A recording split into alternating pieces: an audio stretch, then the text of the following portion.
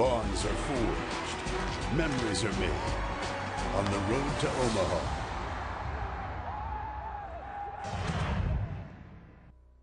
Way in Baton Rouge, Alden Cartwright will get the start today for LSU. His first of the year, his 8th career start. Mike Keith and Rusty Entzer here to call it for you. Cartwright with no record, but he has worked a good bit this year. And Rusty, he's a guy they feel like has some stuff and can get him off to a good start. Yeah, it's a little bit different of what Paul Mainieri is doing today. And with pitching coach Alan Dunn, this is going to be kind of a makeshift, I guess, outing not only for Cartwright. He's only expected to go a couple of innings, but they may use 4 or 5 arms in this game today. First pitch to Justin Pacioli is low for ball 1. Pacioli, one of the most dangerous hitters in the Patriot League. 348 average, but he has 31 stolen bases. Tremendous speed, is expected to have a chance to play at the next level. On the ground, Brakeman. 1 down. So Pacioli, not too difficult an out to begin. Lehigh, number 239 in the nation in RPI. Entering this with a losing record of 25-29, but they won the Patriot League Conference Tournament by taking 2 of 3 from the Naval Academy. Navy was the top seed entering the tournament. Jason Nalesnik is the next hitter. Nalesnik, the right fielder, 311 average. Cartwright's last start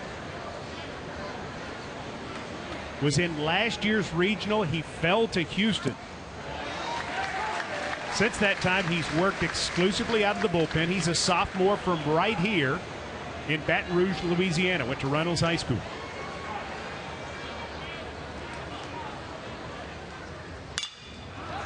In the air, right side. Laird draws a bead on it. 2 down very quickly. This is exactly what Paul Mainieri wanted from Cartwright. Well, he wanted Cartwright to attack these hitters, to be a strike thrower, use the defense behind you. Cartwright's got strikeout stuff, but Paul Mainieri doesn't necessarily need strikeout stuff right now in this game.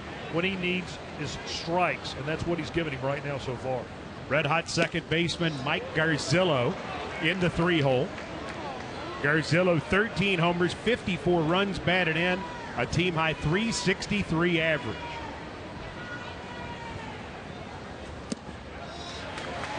Garzillo had a tremendous Patriot League tournament. He was named the tournament MVP. He had 11 hits in the tournament, including 5 home runs. Quickly ahead, and this is what Mainieri wants, and he's going to want this from all of his pitchers today. Look, just throw strikes, he says. That's the entire message. Don't worry about getting cute. Don't worry about nibbling. Don't work on your craft. Throw it in there. Well, he has a 12-6 curveball that he throws really pretty much at any count. We saw it on that last pitch, and he uses it a lot of time to finish guys off. The 1-2. Out straight back. Garzillo stays alive. If Garzillo reaches, we'll see Patrick Donnelly.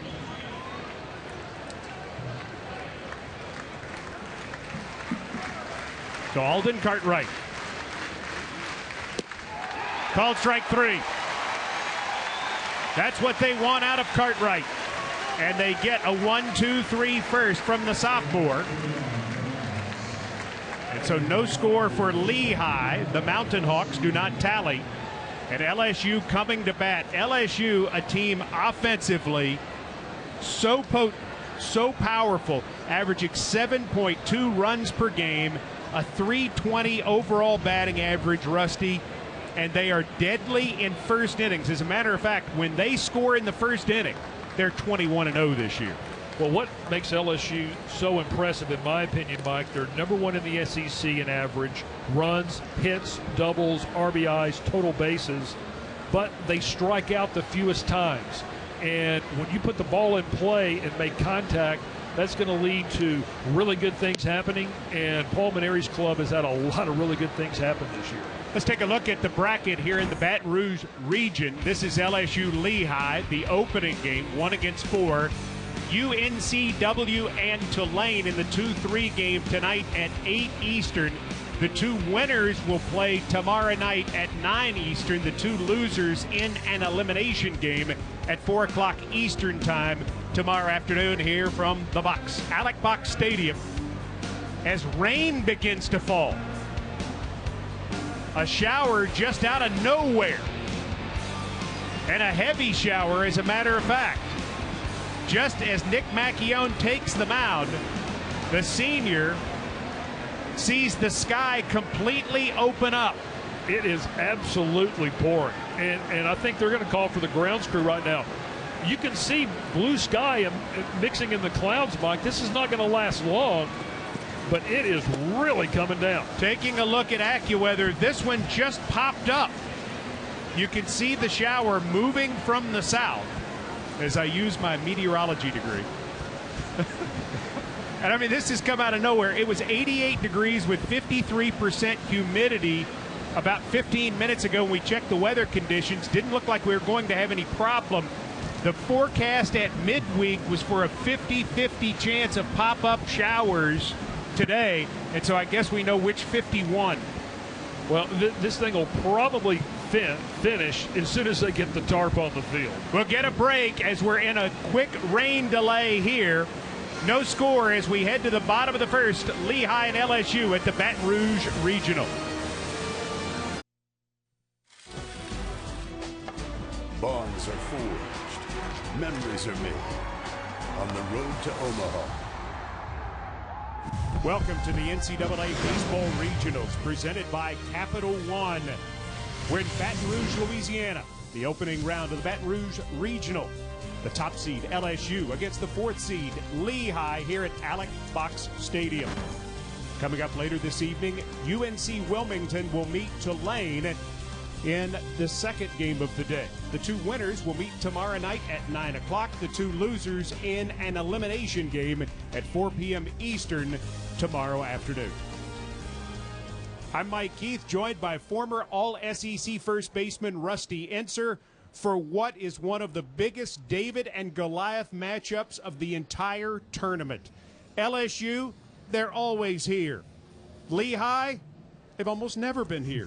Mike, Lehigh making just its 2nd NCAA appearance all time. LSU, on the other hand, they have 134 NCAA wins, the highest winning percentage in the nation, and the Tigers begin their quest tonight for their 7th NCAA championship. Lehigh won the Patriot Conference tournament, led by Mike Garzillo, their standout second baseman. Well, he leads the team in 8 offensive categories. He set a Lehigh record with 13 home runs this year, the club leader with 23 multi-hit games.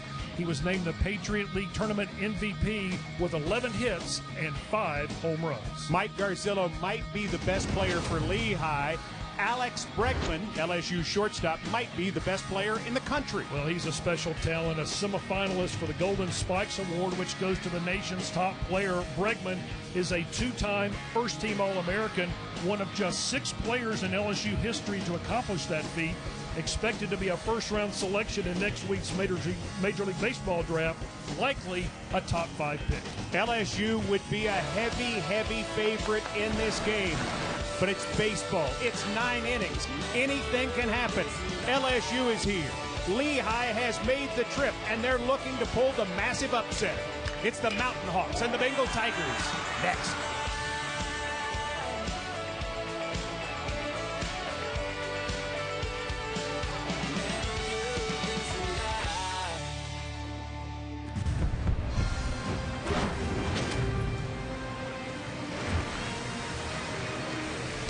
First inning took place. Alden Cartwright got the start for LSU, and Cartwright got him up 3 up, 3 down. As they went to warm up, Lehigh saw the rains come. And the rain delay going to end up being a total of 2 hours and 17 minutes. So we played a half. This game scheduled to start at 3:05 local time. Will now resume at 5:27 local time. Rusty Enser, I want to ask you, does this help or hurt Lehigh that they started and stopped for over 2 hours? Mike, I don't think it's going to hurt them because this is a very tough club. I mean, most of the teams in the Northeast have to battle weather and all kinds of conditions. But this is a team that began the season 5-18, had an 11-game losing streak, lost 4 of its top 6 pitchers in the first half of the season, lost a game to Navy 21-1 in April, and had to play its first 25 games on the road. And so this is really nothing new for Sean Leary's club.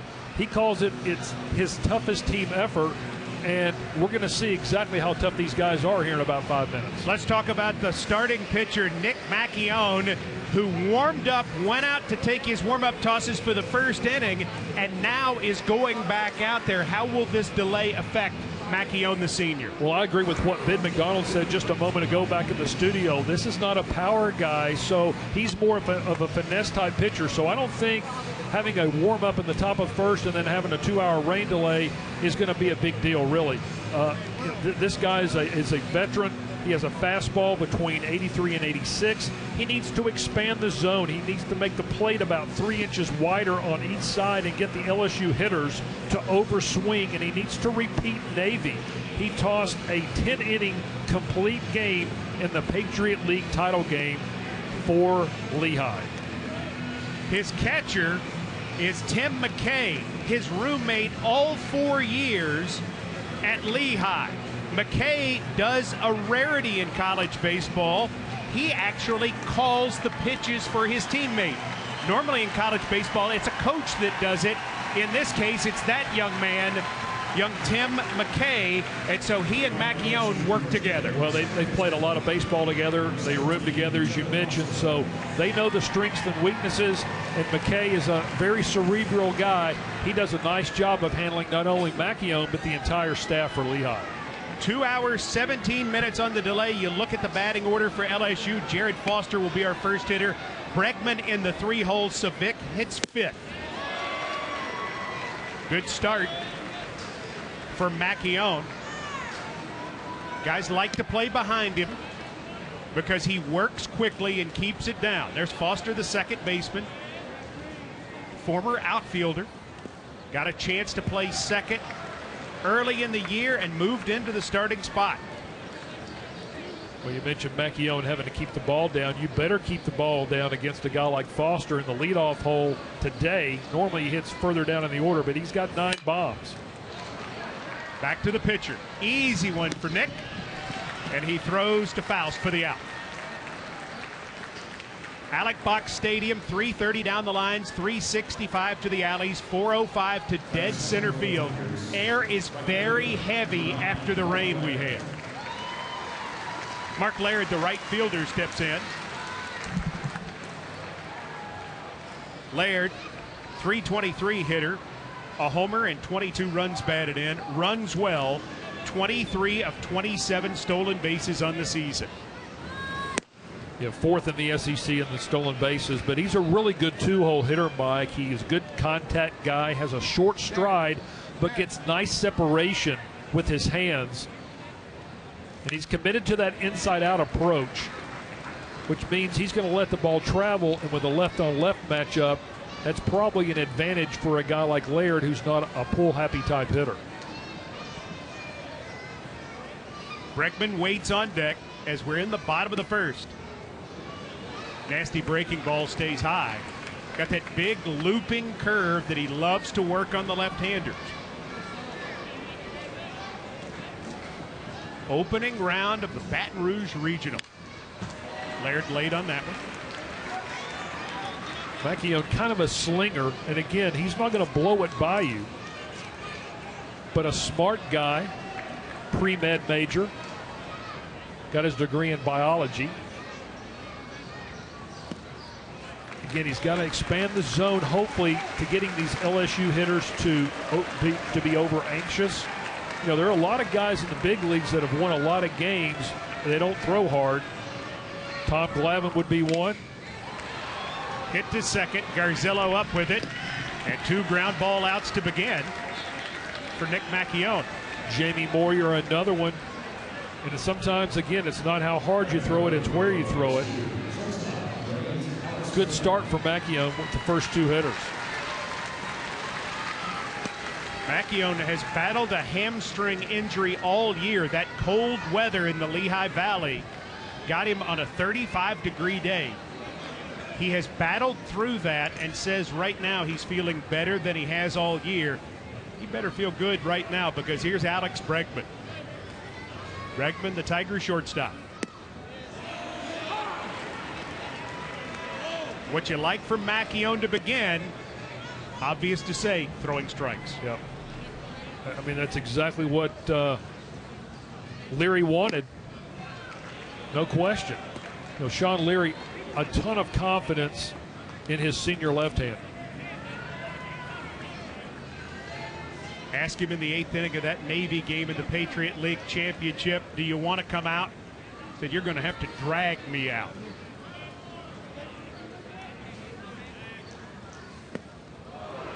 That appeared to hit Bregman in the shoe. And so, first base runner of the day for either team. Bregman on his way down. Bad man to put on base, Rusty. Well, it is. I mean, Bregman has 32 stolen bases. That's #1 in the SEC. However, Mike, the track is a little slow. The ground crew was really late getting the tarp on the field, so this is not a fast track. So I don't know if LSU really can enact their running game, especially early, because there's a lot of sand on this field right now. McKay, the catcher, an average arm, however. Some of it may be determined by Macchione's move to first. Big lead for Bregman. As stepping in is Connor Hale. Bottom of the first, just resuming this game after a 2-hour, 17-minute rain delay. Connor Hale, 53 runs batted in, a .352 average. Great year for him. Yeah, he's had a tremendous year, and really, Mike, has been consistent really the entire year. He has only been hitless in back-to-back games just once this year. That is phenomenal. Play started in 56 games this year. First team All-SEC. Takes high. The other first team All-SEC players, Cade Civic, the catcher, Alex Bregman, who's on first, the center fielder Andrew Stevenson, and freshman pitcher Alex Lang, who'll throw tomorrow. Up and out. Quickly 3-0. Do you think about giving Hale the hit sign right here? No, I think you let him take one right here and see if you can get a 2-out rally going with somebody in scoring position. Macchione delivers a strike. Macchione from Andover, New Jersey.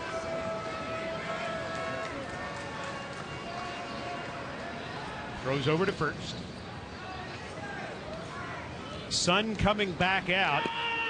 Before the rain, it was nearly 90 degrees here at Alex Box Stadium, Skip Bertman Field. Took something off of that. Yeah, nice job right in on the hands right here. Now Bregman's going to get a head start at 3-2. Macchione's just got to concentrate on the hitter. You don't want to miss inside too good to a guy like Hale. Faust is going to release Bregman at first, so Alex will get a fantastic jump. 3-2 to Hale. Fouled it back our way. Crowd bigger than when we were scheduled to start the game. Again, local time, 3:05 start. We figured to build throughout the afternoon.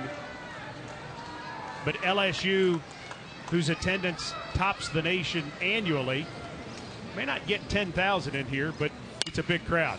Back to the pitcher. And a great first inning for Macchione and Lehigh. He gives up just a hit batsman, and after a very long first inning, it's scoreless in Baton Rouge. Head to the top of the second, and already we can close the book on a pitcher. Alden Cartwright, an inning, no hits, no runs, no walks, and 1 strikeout. He's being replaced by the man who most recently has been LSU's 3rd starter, freshman Austin Bain. Austin Bain's got a lot of ability. However, his last start was not good. He has a plus arm. See, 2 wins, 2 losses, a plus arm. He's got some arm side run with that fastball, 88 to 91. His changeup is a plus pitch, but he needs to stay within. Again, not a great performance in the SEC tournament. He needs to rebound and eat some innings right now for LSU. Alden Cartwright not taken out of the game because of the rain delay. It's part of LSU's pitching plan for this game. We'll talk about that more in a few minutes. Instead, we see Patrick Donnelly hit one to short. Bregman, nice play. That's Bregman. And the All-American figures to be selected in the top 5, maybe as high as number 2. Patrick Donnelly hit this one. Looked like it was at a good spot. But you see Bregman with the range and the gun. Well, Mike, there's a lot of talk in baseball. You hear about 5-tool guys. Alex Bregman is a 5-tool guy. John Elson shows bunt, takes a strike.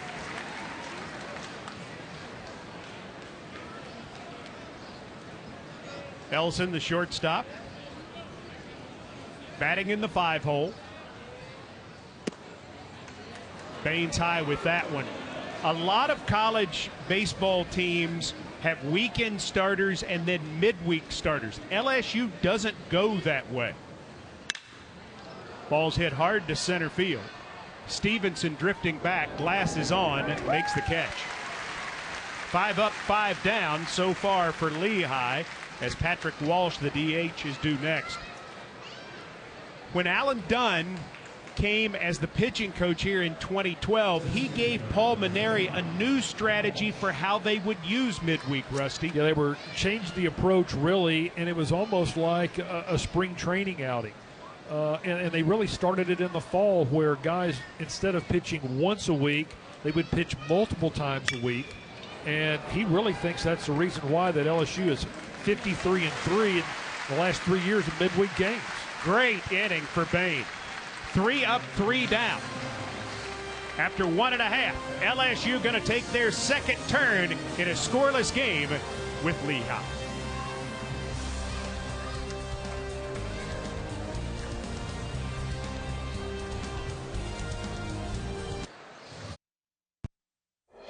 The NCAA Baseball Regionals is presented by the Capital One Venture Card. Earn unlimited double miles you can use on any airline, anytime. LSU taking some time to huddle outside the dugout in between innings with their hitting coach, Andy Cannizaro. What was the conversation about, Rusty Inser? I guarantee it was about don't get over anxious, because once you get into postseason play, everything's a little bit different, Mike. And a guy like Nick Macchione can really frustrate a hot-hitting ball club. Cade Civic takes an off-speed pitch for a strike. Johnny Bench finalist. You see his hometown, Maurepas, Louisiana. Hits that hard to third. It's booted by Donnelly. That'll be E5, and the leadoff man, Civic, is aboard.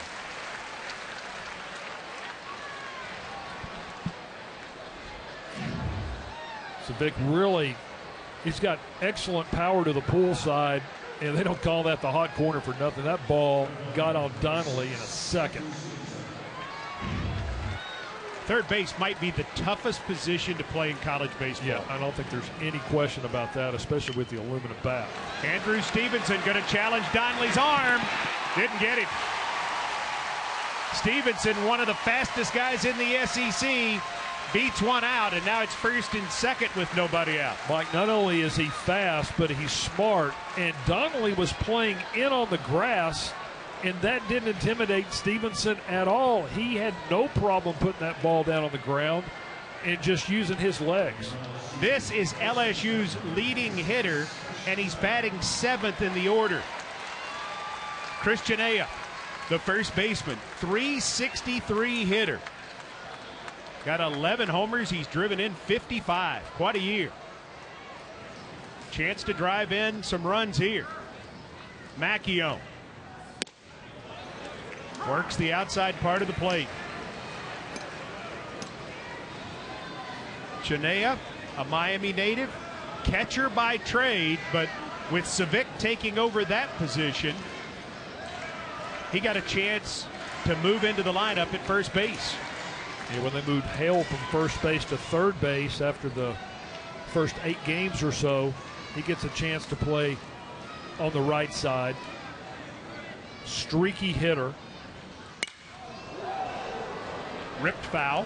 And really an interesting power year. He didn't have a home run his first 26 games, but he has 11 in his last 32 games. Very good hitter with runners in scoring position. A streaky hitter, as I mentioned. He has 2 double-digit hitting streaks this year, one for 13 straight, the other for 14 straight. In the hole, 0-2.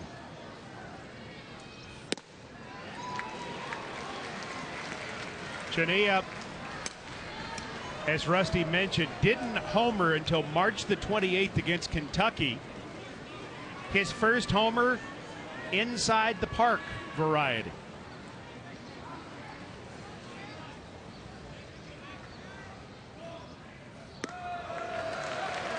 Back to 2-2. This crowd getting active, and they can get on you here. Lehigh has not seen a crowd like this. Little less than 7,000 attend Lehigh, so there are more people here at the box than actually attend that outstanding school in Bethlehem, Pennsylvania. Nice job by Macchione getting him to pop up. Infield fly rule in effect. Faust makes the catch. Wow, you couldn't have asked for anything better for Lehigh right there. First and second, nobody out. They get the pop-up, and now Macchione has a chance with a quality pitch to get his club out of the inning. Jake Fraley, the left fielder, getting his turn. Fraley, the sophomore from Delaware. Gonna battle a left-hand hitter. Has had good at-bats against lefties this year. Fraley in the 8-hole, swinging a hot stick right now. He's hit safely in 7 of his last 8. He has 10 hits in those 8 games. Still no score after a 2-hour, 17-minute rain delay. Lehigh 25-29 on the season, but rallied late and then won the Patriot Tournament. One of the great stories of May, and we have them every year heading into the regionals.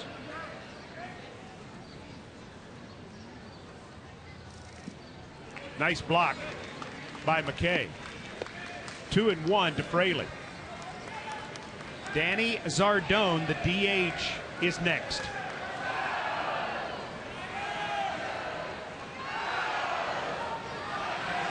Macchione.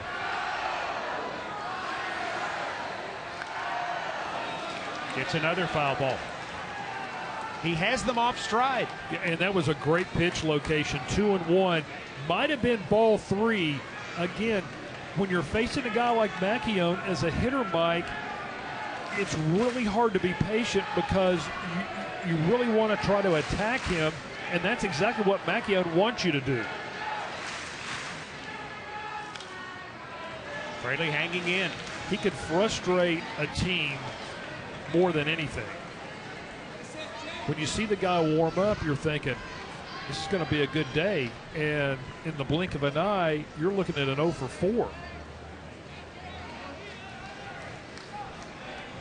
Open stance for Fraley. See how dramatic that is.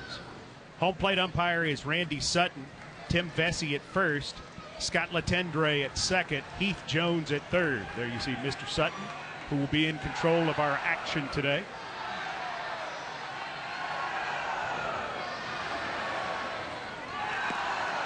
What a pitch.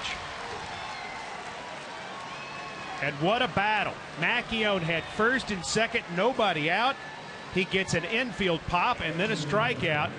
And if he can get Zardone, he gets out of this thing. You got to be careful with Zardone. He's not your typical 9-hole hitter. Getting a chance to play today with the left-hander on the mound. Probably at least one of the biggest hits he's had this year. The sophomore was a walk-off pinch hit double in Game 1 in the SEC Series opener against Texas A&M right here. What a battle that was. McKay goes down to first. Fortunately, Faust was alert enough to come back to the bag and make the grab.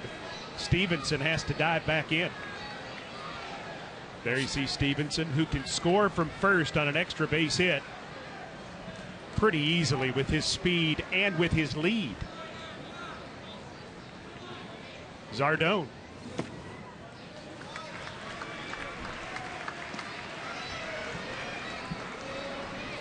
There you see Cade Civic, the catcher. He's at second.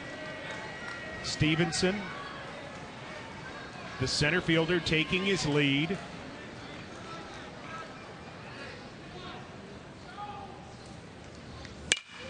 Hit hard to short. Elson flips to second. And waiting on him is Garzillo. Lehigh is out of it. And look at the brown and white. The Mountain Hawks of Lehigh behind Nick Macchione through 2 innings, still scoreless with the #1 team in the land, LSU.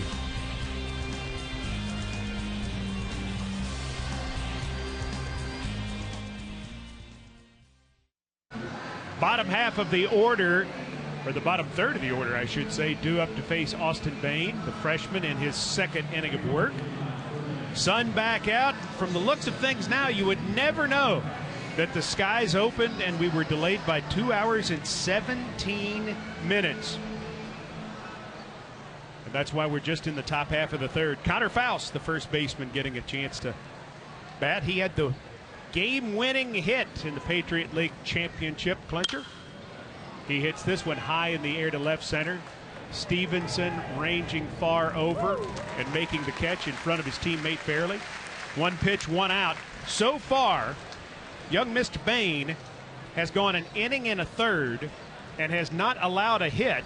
He has thrown 6 pitches, 5 for strikes. That is an economy of effort. Yeah, and really, this is kind of like a starting assignment for him. Again, his last 6 appearances, or last 7 appearances, 6 of them have been starts. Good butt by the catcher McKay, who beats it. Don't expect to see that. But McKay, the veteran catcher who holds it all together for Lehigh. It's good thought. Pretty smart play right there. Connor Hale really doesn't even have a clue that this guy's going to try to lay one down. He's the catcher, and why would you? But a really nice, smart play hitting out of the 8-hole for Tim McKay. James Blemming batting ninth. Probably not going to worry much about McKay at first. Hits that hard, does Blemming, but right at Fraley. So it's another 1 pitch out. Easily the most sharply struck ball so far by a Mountain Hawk, as they've now been through the lineup once and go back to the top for Pacioli. Justin, about 307, bounced to short. McKay is 3 of 3 on stolen bases. 2 down in the top of the third. Pacioli's had a tremendous career for Lehigh. He only played 12 games as a freshman back in 2012, but in 2013 and 14 he led the Patriot League with a 366 and a 362 average respectively in each of those years. Might be the best athlete on this team, Pacioli, which is why he's quite a pro prospect. From Easton, Pennsylvania. Really good high school quarterback and defensive back. Yeah, he runs well. Gets on base. He's kind of a pesky hitter, which scouts kind of like. Takes that low. Scouts like him because he's a contact guy, kind of a slap and dash approach. He has 36 walks, and he's been hit by pitches 14 times. So that's 50 extra trips on base outside of his 63 hits. Well, you talked about his speed. The bunt is a major part of his offensive game. Third baseman Hale certainly knows it, playing in on the grass. Now backing up for a 3-1. Takes a strike. Whoops. Rusty Inser, you were one of the better sluggers in the Southeastern Conference in 1981 and 82. I'm sure you have done that before in your life. What's this like? You better swing at anything close.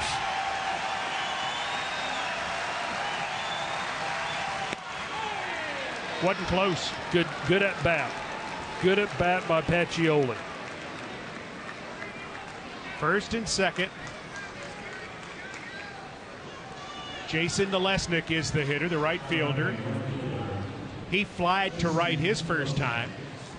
That was against Cartwright. So he'll be facing Bain for the first time.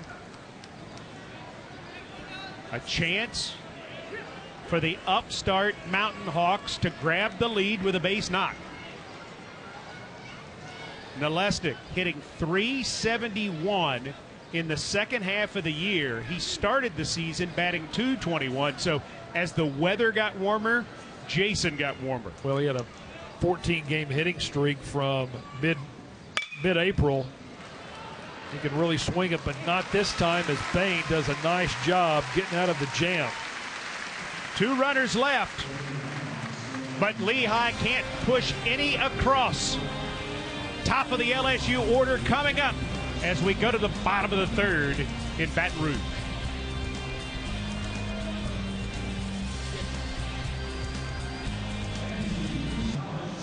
Nick Macchione taking his final warm-up tosses as we head to the bottom of the third.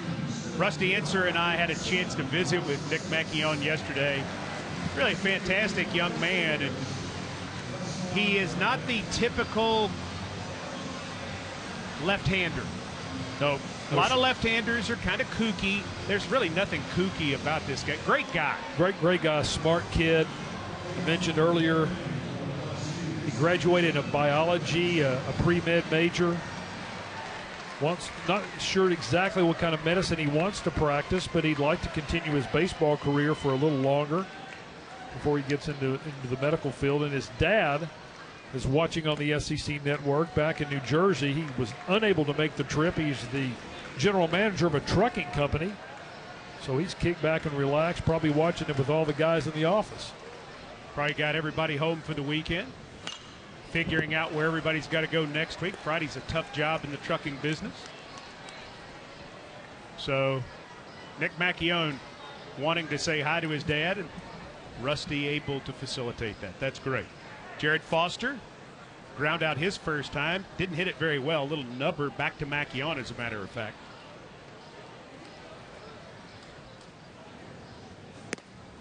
Foster played second base in high school, and Paul Maneri, always thinking, never forgot about that. So even though Foster was moved to the outfield when he arrived here, it's that high in the air to short left. Coming on is Blemming, and he'll make the catch. But that's one thing Maneri is all about. He's not afraid to make the move. He's not afraid to change the lineup.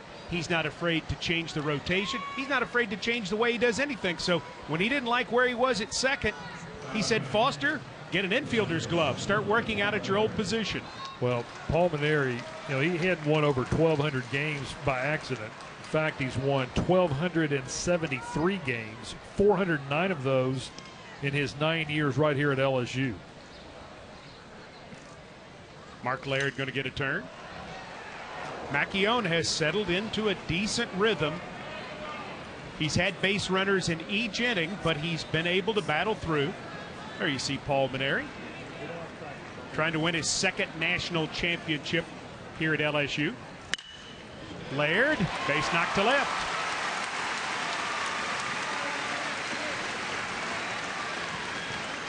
Well, that's that inside-out approach, Mike, I mentioned the first time he was up in this game.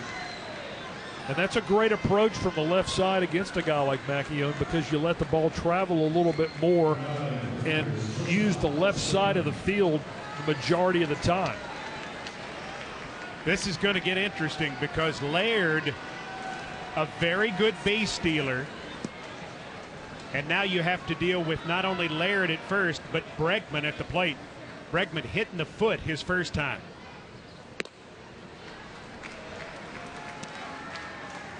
By the way, the winner of this region will meet the winner of the Houston region. Already an upset there.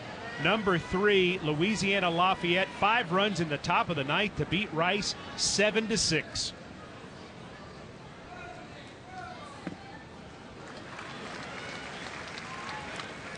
LSU would like to win 5 games right here at the box. 3 this weekend and 2 next weekend, and go back to the College World Series. If they make it, it would be their 17th trip. Bregman takes a strike. That's really good discipline hitting right there, Mike. 2-0, ball's on the outer half, he lets it go. That's what makes this guy such a great prospect. He has a tremendous awareness and understanding of the hitting zone. You think that he is a shortstop in Pro Bowl? I do. I think he's got the tools to be it. He's got a great arm. He covers, he can make the routine play. But especially from a hitting standpoint, he understands and executes situational hitting every time. He's a short, simple load with his stroke. 3-1 upcoming, but Macchione throws to first. It is thought that either he or Vanderbilt's Dansby Swanson will be the first pick in the draft. Vanderbilt, with Fulmer and Buehler, the 2 pitchers, Vanderbilt might have 3 in the top 10. Yep, they will. I think they will. But I think that's a good job right now, just to pay attention to Laird at first base, to try to make Bregman impatient. That's hard to do, but I like the at least the attitude trying to get that way. Bregman is on for a second time, and again, Macchione going to have to work out of trouble. First and second, 1 down for Hale, who did not have a good at-bat his first time, and I'm sure will go at this one with a different approach. Well, that's the approach. The approach that Alex Bregman just had in that at-bat is what LSU needs from its other 8 hitters. He didn't swing at the 2-0 fastball on the outside corner, didn't offer that borderline 3-1 pitch that was up in the zone. That's what Macchione wants to do. He wants to expand the zone, but Bregman didn't offer. Hale bounced back to the pitcher to end the first. The cleanup hitter strikes that high and deep to center. It's going to be caught by Pacioli, however. Plenty of room. And taking third is the hustling Laird. So it'll be first and third, 2 down. Still scoreless in the bottom of the 3rd inning. That's a really nice heads-up play by Pacioli in center field. See Hale just getting under that one, but what Pacioli did, he hit his cutoff man in the shortstop, Elson. No way you're going to throw Laird out at third base. Bregman was tagging at first, but when he hit the cutoff man, Elson, Bregman had to go back. Key play right there. It's the little things like that that's the difference between winning and losing a lot of time in close games. Cade Civic is the hitter. Civic reached on an error last inning as the leadoff man. Well, that was something that Paul Mainieri said about the Lehigh players as he found out about them. He said, they are so smart. They play the game the right way. I have great respect for what Lehigh does. Hit off the end of the bat, and it'll go foul. Looked initially like it might be trouble for Lehigh. Instead, it's 0-1. Or, excuse me, it's 1-1. 50 pitches now thrown by Macchione. So LSU has worked him to get him at 50 pitches through 2 2/3. That would seem to be a high number. Yeah, when we were talking to Paul Mainieri yesterday, Mike, I mean, you're exactly right. He has tons of respect for Sean Leary's club. and he's coached at academic institutions. Paul Maneri was the head coach at Air Force and Notre Dame, where a lot of these guys have goals in life outside of baseball. Bregman steals second without drawing a throw. So now a 3-1 pitch due to Savic with runners at second and third. I would be careful with Savic right here. Not that Stevenson's any easier to pitch to, but at least you would get a left-on-left matchup. Savic down the right field line, foul. By the way, to point out, you see Nalesnik coming out of foul territory. The entire foul area here at Alec Box Stadium, all foul ground. That is artificial surface. And with the rain that we had, you see the red, the green, all of that is artificial surface. And so that could be a big factor if you have to make a play in foul territory, Rusty. It's going to be slick. It's going to be slick to get some footing. Full count. What a changeup. Macchione showing the heart of a champion so far. If you thought this one was going to be over fast, you were mistaken. He battles back to get Savic. And Macchione and Lehigh still scoreless with LSU after 3.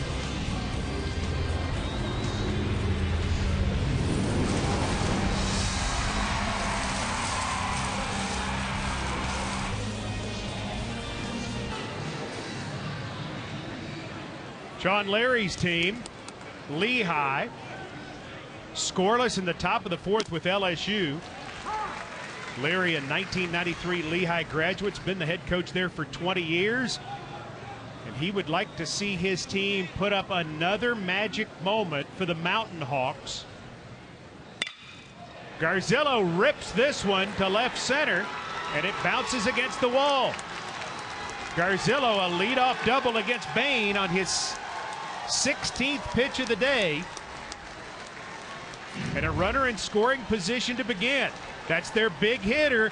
And if you're going to do it, if you're going to pull the upset, your big man needs to come through. Well, he really does. And Garzillo has been coming through for this team ever since postseason play started.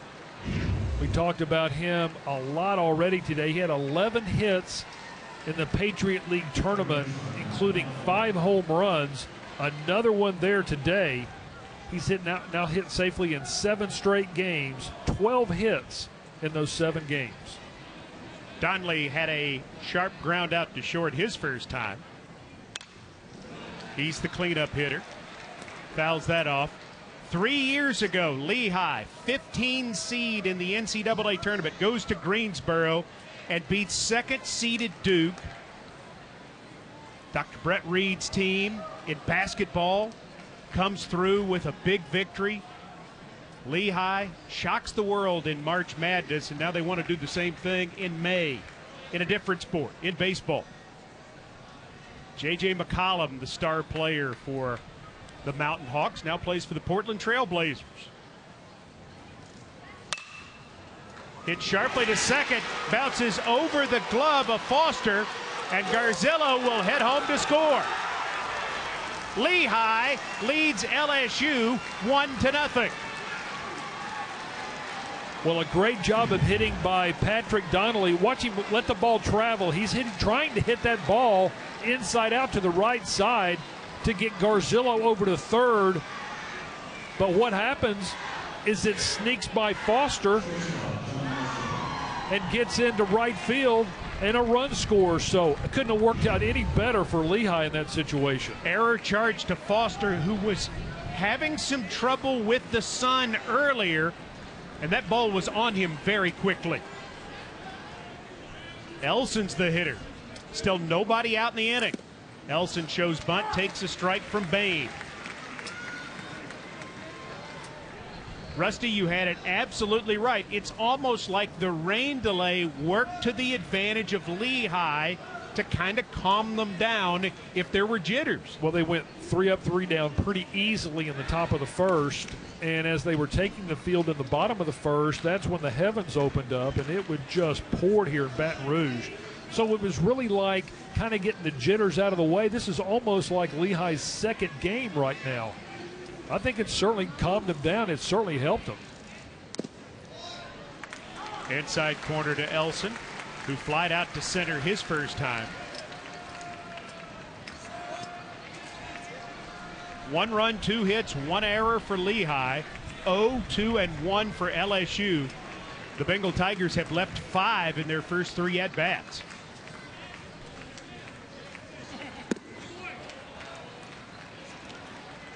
Now 1 and 2. Donnelly is 8 of 13 on the year at stolen bases. Savic throws very well.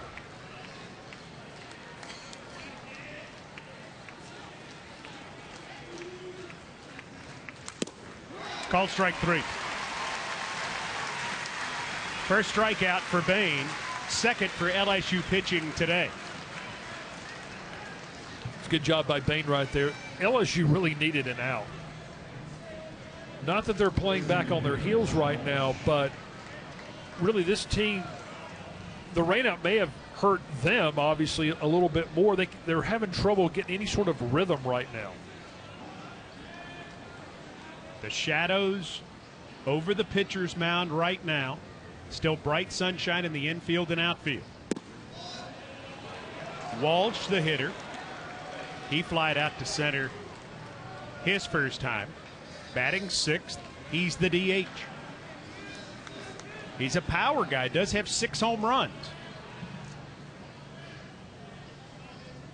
And let's face it, it's hard to hit home runs in the Northeast. Especially early in the season. But a guy like Patrick Walsh, Mike, has really taken the next step in his college career in his senior season. Not much action the first 3 years for Patrick Walsh. But he had 18 career RBIs coming into this season. He has 21 this year. He had 29 career hits in his career. He has 29 this year. He had 2 career home runs, 6 this year, as you mentioned. He had only scored 17 career runs. He scored 20 this year. And that's what you have to have. You have to have guys that really turn it around and really make some huge improvements, especially with a team like Lehigh, to make some noise. And listen, once you get into tournament play, anything can happen. Nobody expected these guys to win the Patriot League tournament. Especially not when they started 5 and 18. And again, weather and injuries a big factor. In the weather costs so many teams in the Northeast a chance to play early. So many rainouts, so many games having to be moved. As a matter of fact, they couldn't even open their new stadium until April. And so for that reason, first 25 games of the year, Rusty said it earlier, on the road. Yeah, just a gritty club. And again, the team that they beat 2 out of 3 to get to this regional here in Baton Rouge, Navy, beat them during the regular season 21-1. They split the 4-game series, but when you lose by a 20 spot, yeah, that can get your confidence. It's significant. But to Sean Leary's credit, his team, after getting beat 21-1, they come back to win the next 2 games in a doubleheader sweep. That's a fair ball. He hits the 3-1 pitch down into foul territory. They're waving the runner home. He slips. He's in trouble, but the ball is dropped, and scoring will be Donnelly. It's a double for Walsh, and it's 2-0 Lehigh. Mountain Hawks taking a lot of chances right here. I can't believe that the head coach, Sean Leary, was waving Donnelly around. Again, a good relay and a good exchange. Donnelly is out by a mile at the plate. But again, you got to take chances when you're the 4 seed against a team like LSU. The relay is low, Savic can't handle it, and Donnelly goes in and gets a part of that dish. Dunn, the pitching coach, to the mound, and the bullpen activity is starting. We figured to see 4 to 5 LSU pitchers in this game by design, And now LSU has an issue, as getting up in the pen is 55 Hunter Newman, a sophomore from Bloomingdale, Georgia. They buy some time as the first 2 innings, outstanding job by Bain. He gets out of the second on 6 pitches. He gets out of the third on 9 pitches. And now 13 pitches into this inning, he's given up 2 runs, has another runner in scoring position. And just 1 out for Faust.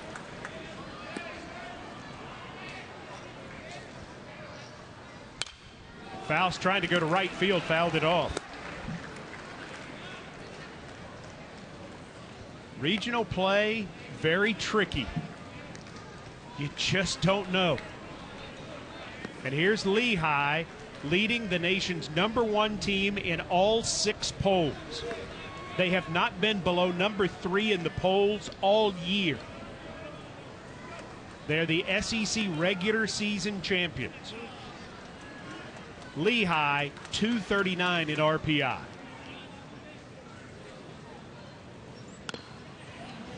Bunt foul.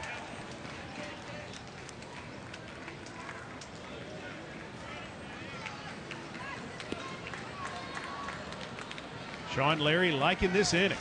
Top of the 4th, his team up 2-0. Being aggressive.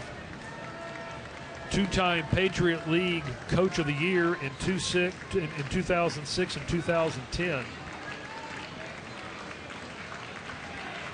Lehigh's played in the NCAA tournament now twice. Sean Leary was the head coach both times. Bain, an 0-2. Off the end of the bat, and Chinea makes the catch easily. Big out right there for LSU. As now McKay comes up, he had a drag bunt for a single his first time. The catcher, he wouldn't try that again, would he? You know, it's really not a bad play, even with 2 outs. Whatever you can do to get on base. With a runner at second in Walsh, third baseman Hale certainly has to play a little bit behind the bag. You don't figure.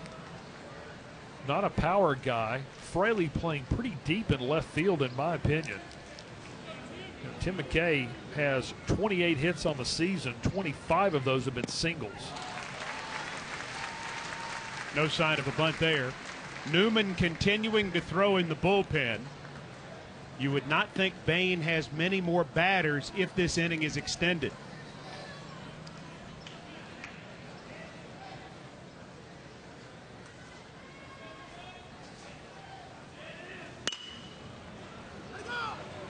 McKay's late, and that'll make the stands. This facility, constructed 200 yards south of the old Alec Box Stadium, opened in 2009. The old version only lasted 70 years. Named for a former LSU baseball player who died in North Africa in 1943 in World War II. They chose to keep the name and add Skip Bertman Field to the tag. Bertman, of course, their great coach here from '84 through 2001. He only won 5 national championships. McKay trying to hang in, the 8-hole hitter, now 1-2. This is a fabulous facility.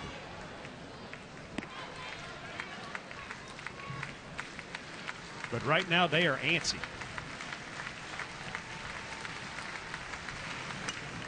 McKay barely hangs in. If McKay reaches, the left fielder Fleming will get a chance. There's a good look at McKay, who as soon as baseball season is over is headed to New York to go to work in accounting. That's where his career will be. He already has a job. Called strike 3, enter half. 2 runs on 2 doubles. An LSU error opens the door. Stevenson And the LSU Tigers need to get it going. 2-0 Lehigh after 3.5.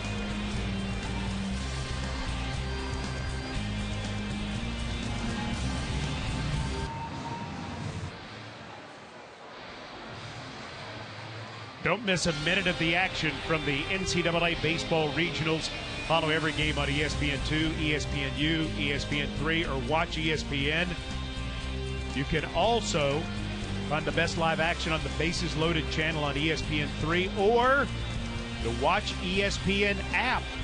You can see every game and every big moment on the road to the College World Series only on the ESPN networks. And remember, the College World Series, TD Ameritrade Park, Omaha, Nebraska, starts June the 13th on ESPN. Here's Andrew Stevenson, single his first time. Single this time. So Macchione, he's going to have to fight every inning, Rusty Answer. Well, again, if LSU has the kind of approach like Stevenson, letting the ball travel, using the opposite side of the field, that's what you have to do against a guy like Macchione. You have to be patient. You can't try to pull everything. That's what he wants you to do. That's the reason why guys like Tom Glavine, Jamie Moyer, guys that threw the same speed as Nick Macchione were so successful in big league ball for so many years. Chinea is the hitter. He had to pop out to first his first time. Stevenson, we've said it a lot already, he can move. Going to try to go to third? No. Stevenson will pull up with the ball right in front of him. Back-to-back singles. Rusty, have the LSU Tigers figured out Nick Macchione? Well, a lot of times, Mike, as you go through the order, this is the second time through the order, so you've seen the guy already once. And now you start to see all of his pitches. You get a little bit more comfortable. But again, LSU has had runners on base in every inning now. In fact, they've had runners in scoring position each of the last 2 innings. 0 for 5 with runners in scoring position. Fraley shows bunt, pulls back. Leary came out of the Lehigh dugout in order to reset his defense. Fraley, strikeout victim in the second.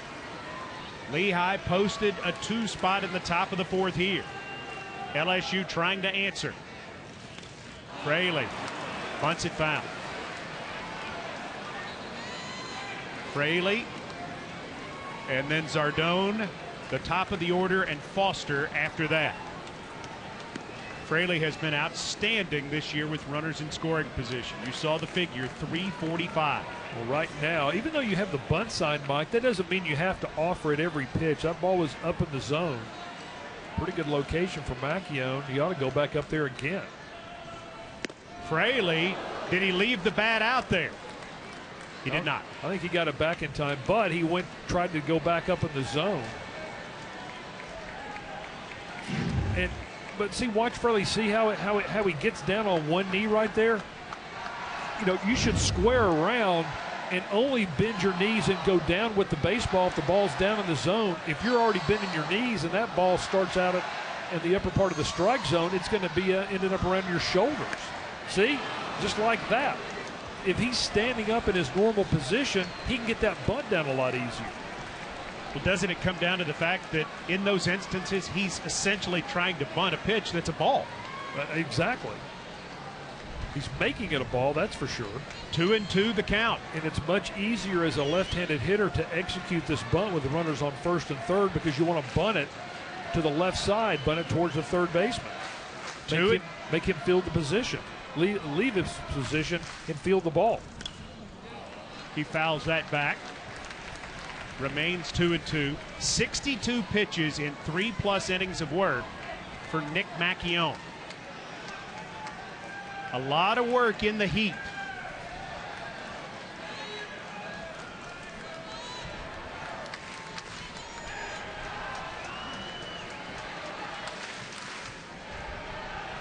Mackey in looking at McKay. McKay again calling the game, not getting signals from the dugout. And these are situations where I would think that would work to an advantage of pitcher and catcher because they know each other so well. Yep, they do.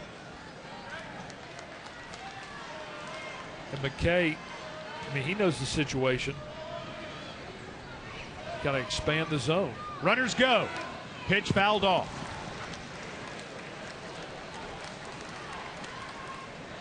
If that pitch wasn't a strike, LSU would have had the double steal easily with that slow curveball. You talk about Mackion's pitch count at this point. Last time out in that 10-inning complete game in the championship game of the Patriot League tournament, he threw 119 pitches. That was a season high. Full count now. Did they think about sending the runners here 3-2 even with no out? Yeah. That's when you got to have confidence in the guy at the plate. Jake Fraley. Only struck out 20 times this year. Pretty good contact hitter. Runners don't go. Ball popped high in the air. The catcher McKay in foul territory makes the catch. Huge out for Macchione, who just keeps getting it. And his partner McKay finds a way to get the pitch he needs, and Fraley, with a strikeout and a pop out to the catcher, got to be disappointed right now. Yeah, that almost ended tragically right there for McKay. He drops his mask, and he had to backpedal and almost stepped on his mask. Zardone bounced out to short his first time. First and second, one down. Going to be a wild pitch. That one just got away from Macchione. And so now Zardone, if he can, a base hit ties it. If he gets it in play to the right spot, he at least gets a run home. Well, now with Fraley not being able to get the bunt down, that might have cost LSU a run right there possibly. Lehigh going to send Kevin Boswick down to the bullpen already. Obviously concerned about that high pitch count, even though Macchione has not given up a run through 3 1/3. Hit to short.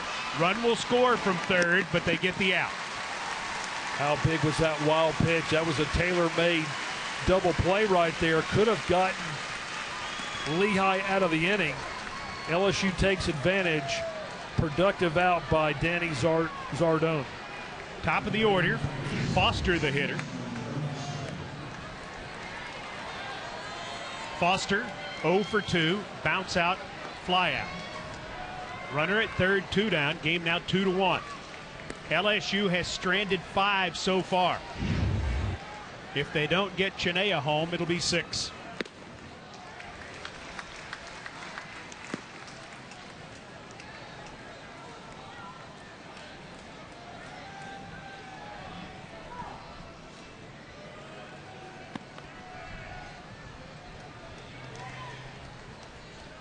Crowd still murmuring to a certain extent.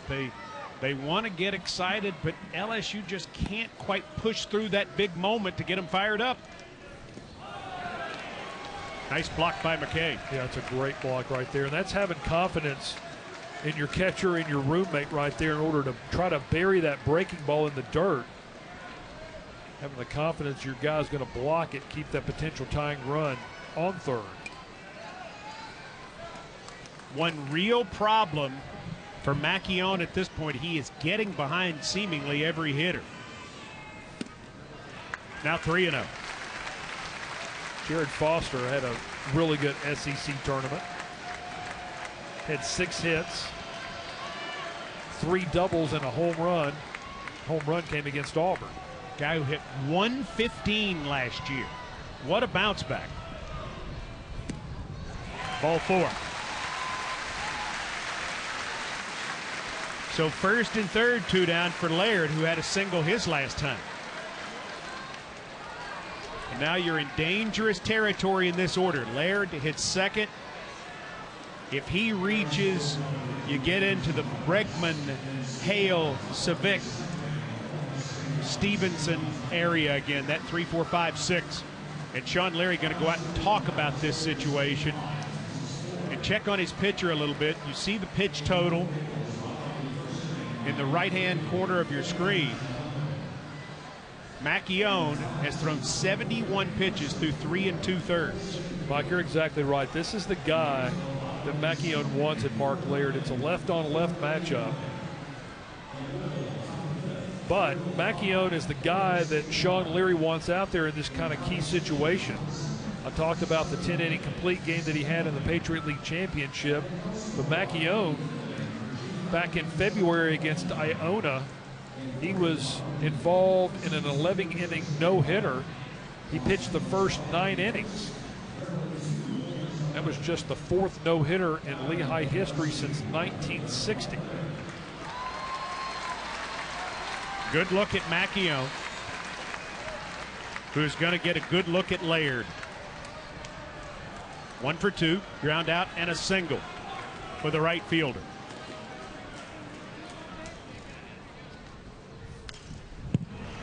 Oh and 1. Head coach for Lehigh, Sean Leary, making it clear, though, I don't have a strategy for the next game pitching-wise. My strategy is to do whatever I have to do to win this game. He said that's how we're playing it. We're not playing for tomorrow, we're playing for now. So if he has to go to Bostwick, I think he will. That skips in there. Another wild pitch.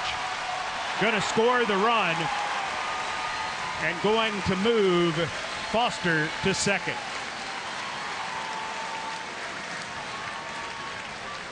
It's a 2-2 game, and wild pitches more than anything else have been the reason for the 2 LSU runs. Yeah, that's right, Mike. Command has been an issue for Macchione this inning.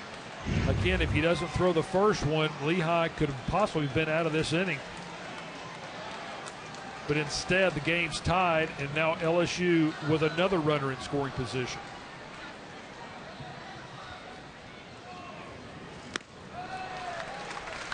Two and 1.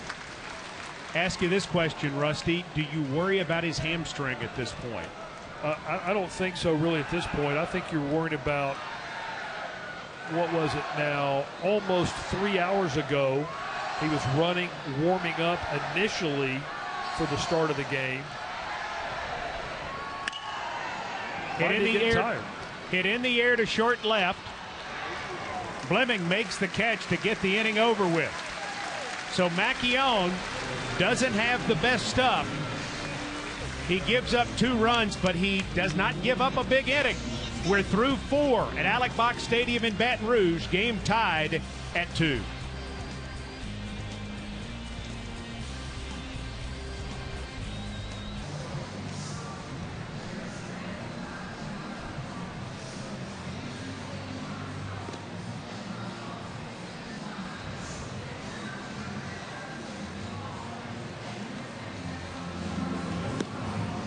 Hunter Newman is the new pitcher for LSU. He is the 3rd pitcher to appear in what is now a 2-2 game. He replaces Austin Bain. 3 innings, 3 hits, 2 runs, 1 earned, 1 walk, 2 strikeouts.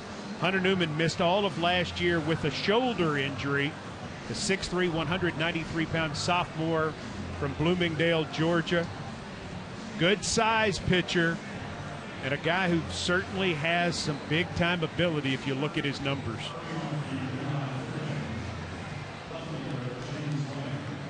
And Newman, very good earned run average.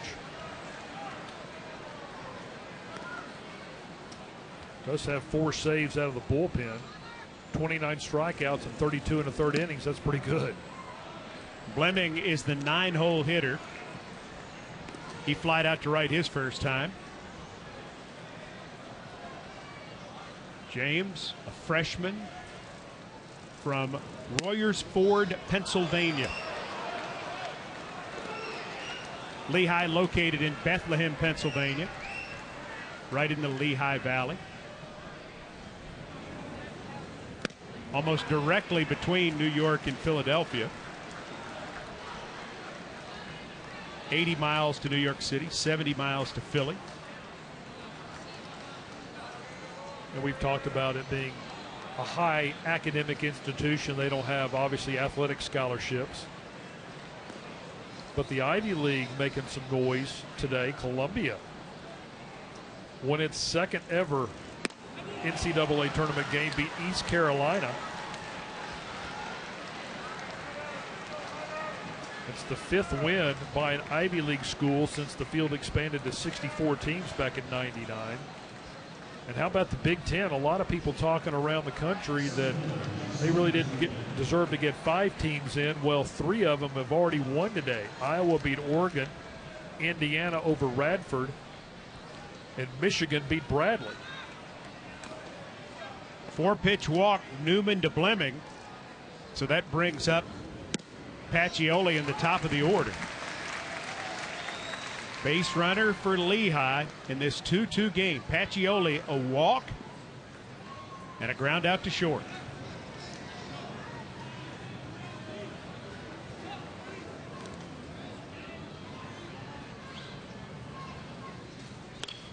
Pacioli showing bunt, didn't get it down quickly, 0-2.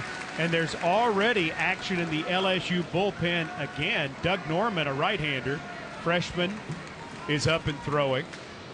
There he is getting his work in case Newman does not have command. Pacioli has helped him a little bit in this at-bat by not getting the bunt down.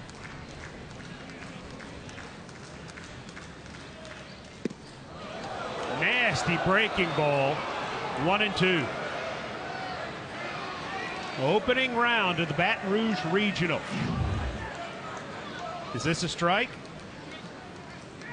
No. I think he missed his spot, so he doesn't get the call. That was probably a little bit better pitch right there. 2-2. Winner of this region meets the winner of the Houston Regional. Louisiana Lafayette has already beaten Rice today. Pacioli hits this one to right field. Ball slicing toward Laird, who makes the catch.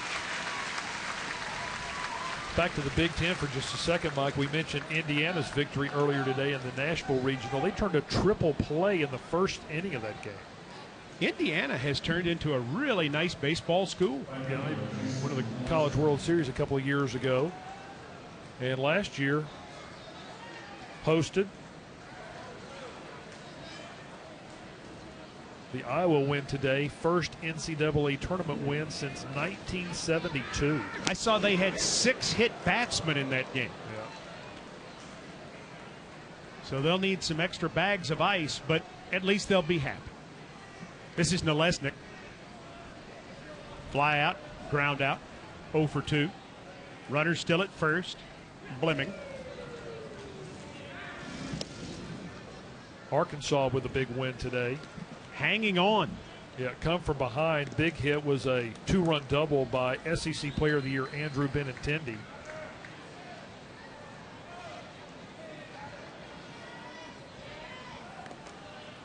Auburn lost on a walk-off home run in the bottom of the 11th inning. College of Charleston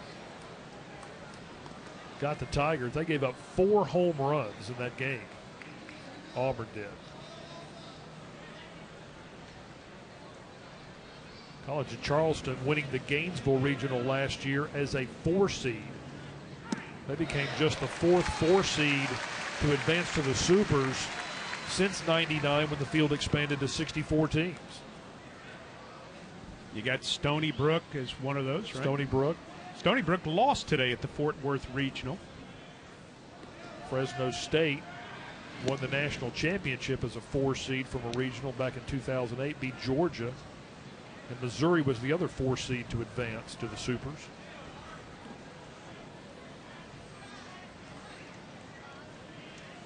Newman very worried about Blemming at first.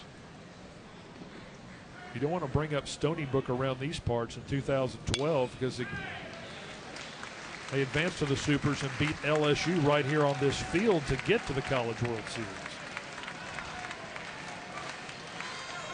Look at the strings hanging from the glove there. Can you see that? Yep. If you're a hitter, would you say something about that? Like it was distracting? Could Well, you? At least they're black. As long as they're in with the glove, then umpires are going to let you get away with it. It puts quite a move on to first. LSU has all of these young arms. That's what's incredible about them. The majority of their pitching staff back. And if you look at their signing class, too, more help on the way for the mound. 4, 6, safe.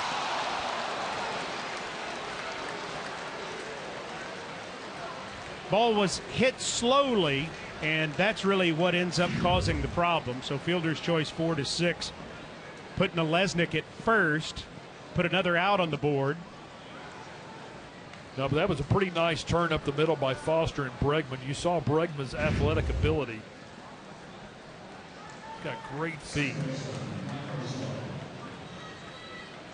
But the importance of Lesnick beating that ball out, now it gets a chance for Garzillo to hit with 2 outs in the inning.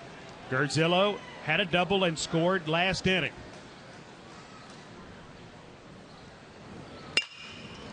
Hits it hard to third. Hale up with it, showing that strong arm. Newman lead-off walk, but he gets out of it. Halfway home from the box. Lehigh 2, LSU 2 in the Baton Rouge Regional.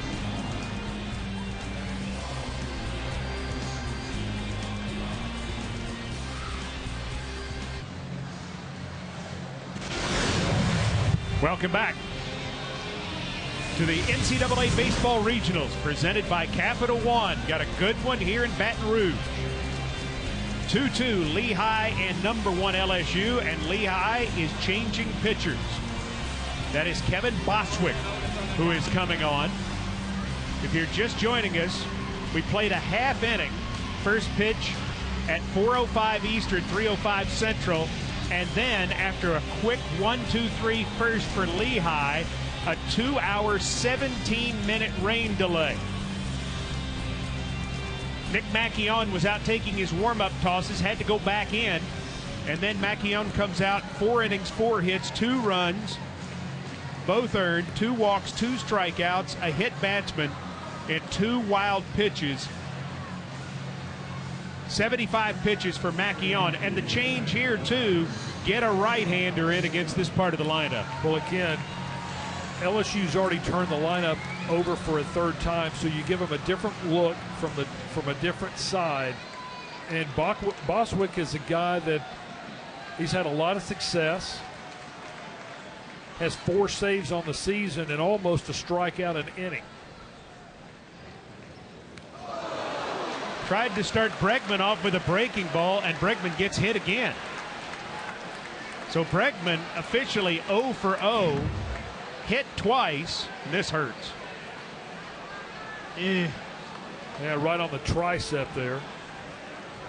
It was a breaking ball. So Bregman's average staying at 329, and here's Hale. Flied out to center his last time after a bouncer back to the pitcher, so he's 0 for 2.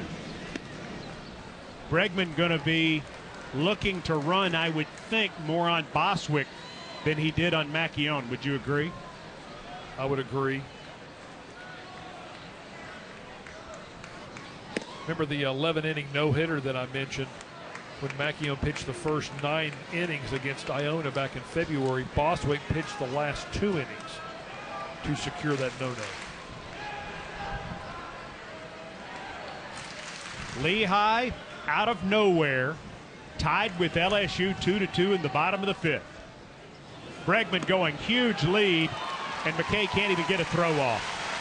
When that pitch ended up being high, it went from low chance to no chance, and Bregman has stolen base number 33. Bregman first in the SEC in stolen bases, easily done. Again, a 5-tool player. He hits for average, has really good pop, especially to the pull side. Can throw and can also run. A base hit from Hale probably gives LSU the lead.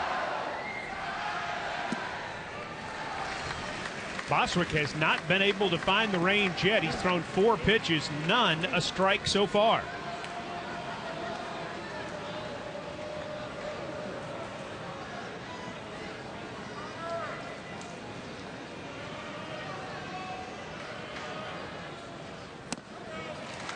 Ball 4.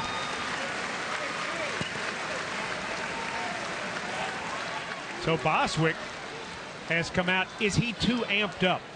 Well, it's hard not to be in this situation. Again, they're playing in front of the largest crowd that probably these guys have ever played in their life.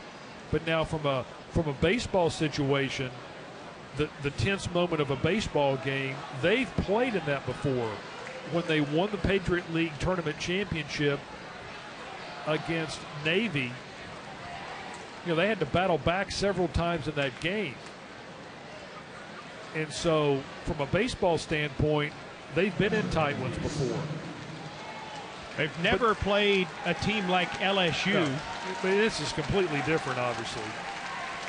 And once you get into postseason play, tournament play, it's a little different. Savick is the batter. Not only have they not played LSU ever before, Lehigh has only met one SEC school all time. Against Alabama, 1907. Savick shows bunt, double steal, and I think they're going to get Hale at second, and they do. So taking third is Bregman, who'll get another stolen base, but it's a caught stealing at second.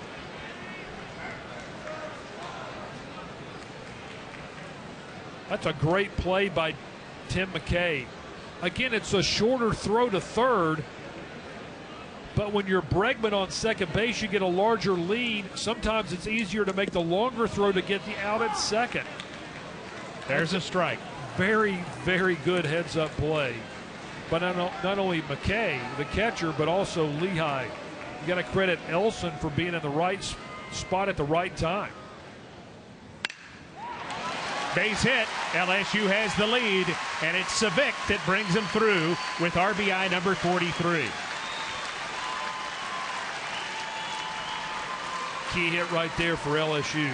Not because it gives them the lead, Mike, but they finally get a base hit with a runner in scoring position. And it comes from a guy that's been so good all year long. Cade Savick had the longest hitting streak in the SEC this year at 23 games. Stevenson, 2 singles and a run scored. On the ground to short. 6-4, no chance. But they do get the second out of the inning. Savick is erased. That throw down to second to get Hale, so big because potentially it keeps LSU out of a big inning. Yeah.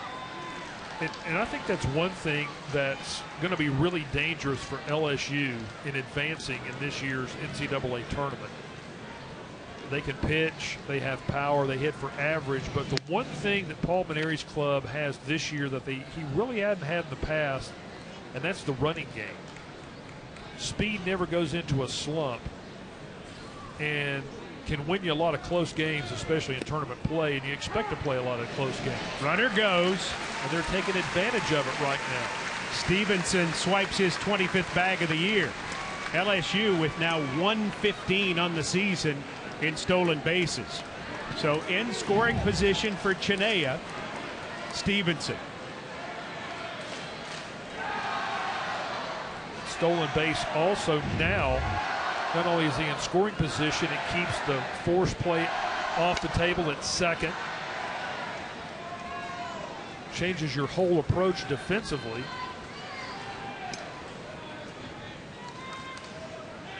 Chinea in this game Singled and scored a run and popped out to first. Huge lead at second for Stevenson. Crowd comes alive, urging Chinea on. Boswick trying to work his way out of a jam that he created with a hit batsman and a walk. His first inning of work. Good look at the Medford Lakes, New Jersey native. Just a junior. Missed outside. Probably the hardest thrower on this Lehigh staff. Lehigh hanging in this game. They had a 2-0 lead after 3.5.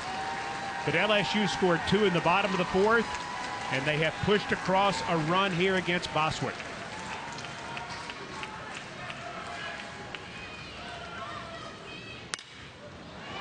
Chinea tomahawks it to right. Long run for Nalesnik, but he had a good jump on it and makes the grab. LSU a run on a hit, no errors. They leave another runner in scoring position. Through 5, LSU leads 3-2.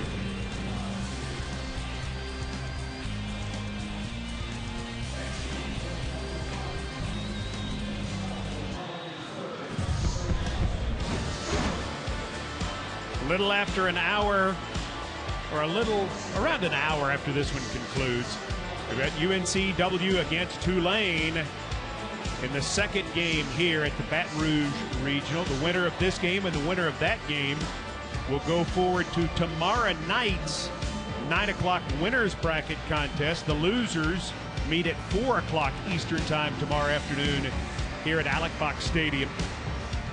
And somebody will be going home tomorrow night, and then 3 will move on to Sunday. Another new pitcher, Jesse Stallings. There you see the right-hander taking the hill against Patrick Donnelly. And Stallings has been an interesting figure for the LSU team this year. Their closer for the majority of the year. Yeah, now he's just trying to get back some confidence and so forth. Right now, Alan Dunn, the pitching coach, and Paul Maneri, I think the closing job really is kind of by committee. But Stallings has 12 saves on the season. That's second most in the SEC. Stallings, as you can probably already tell, great fastball.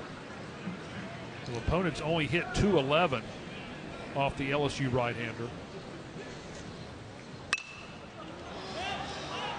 Foul territory. Savic says he's got it. Nice catch.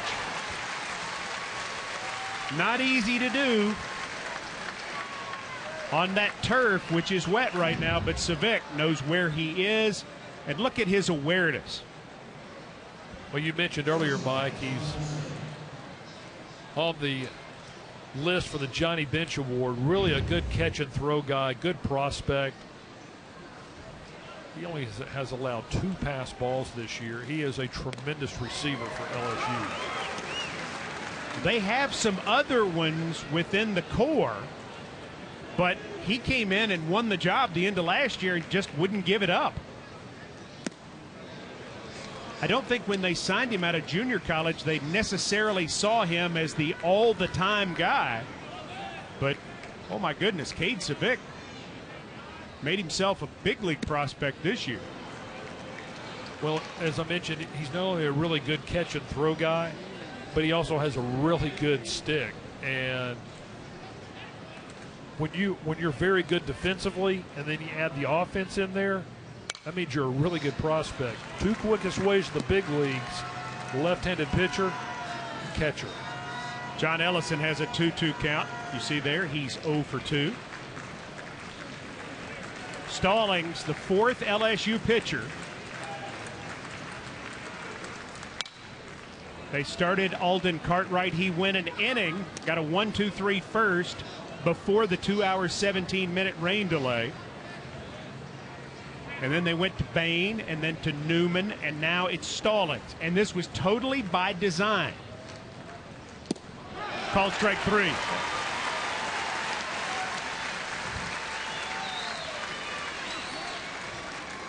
Yeah, it really didn't look like when the rains came it was going to work out for Paul Maneri, but right now with LSU having the lead, he can give some guys that need some work some innings, and that's going to help his staff set up for later on not only this regional, but also what he's hoping for winning this regional, set him up for next week as well. Patrick Walsh is the hitter. The other area where he looked smart, had he started Lang or Poche, Yep. and then you had the 2-hour, 17-minute rain delay, you might well have lost those guys for a couple days. I guarantee you would have lost both of them, or either one of them.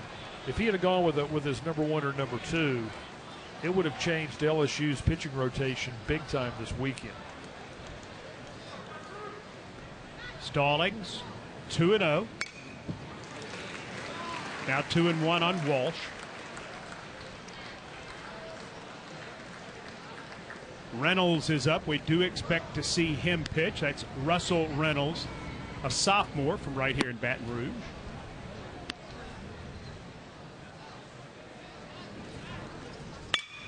Chopper to short. Bregman will have a chance on the run. 1, 2, 3 for Stallings. We played 5.5. Bregman and company ready to attack as they have the lead in the Baton Rouge Regional.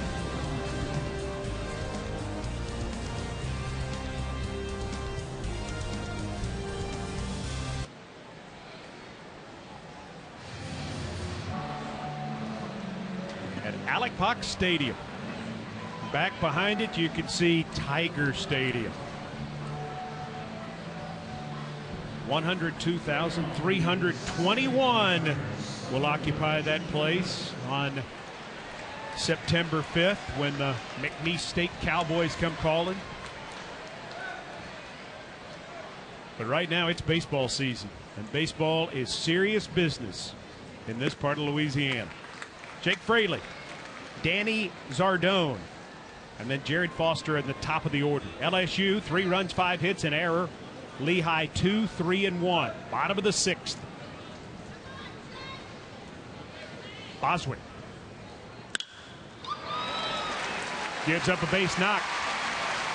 Fraley got to be pleased there. He had 2 at-bats, probably not too happy about. Now he's 1 for 3. And that's all it takes is 1.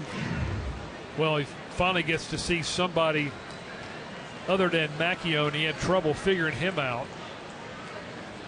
Going to go to a pinch hitter here, Chris Shambra. 309 hitter, 2 homers, 24 runs batted in. So Shambra grabs a bat and gets ready to take his turn. 5'9", 184 senior from Baton Rouge Catholic. Shambra will hit for Zardone.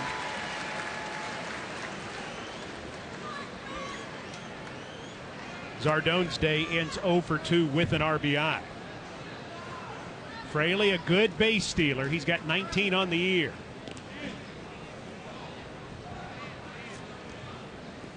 What Paul Maneri likes about this lineup is he feels like he has an athlete or even multiple athletes at every spot. And Rusty touched on it last inning. Their ability to run, their ability to play excellent defense. They don't really have a weakness. That's why this LSU team has been so dominant all year. Chambers shows bunt, runner goes, and it's 20 stolen bases for Fraley.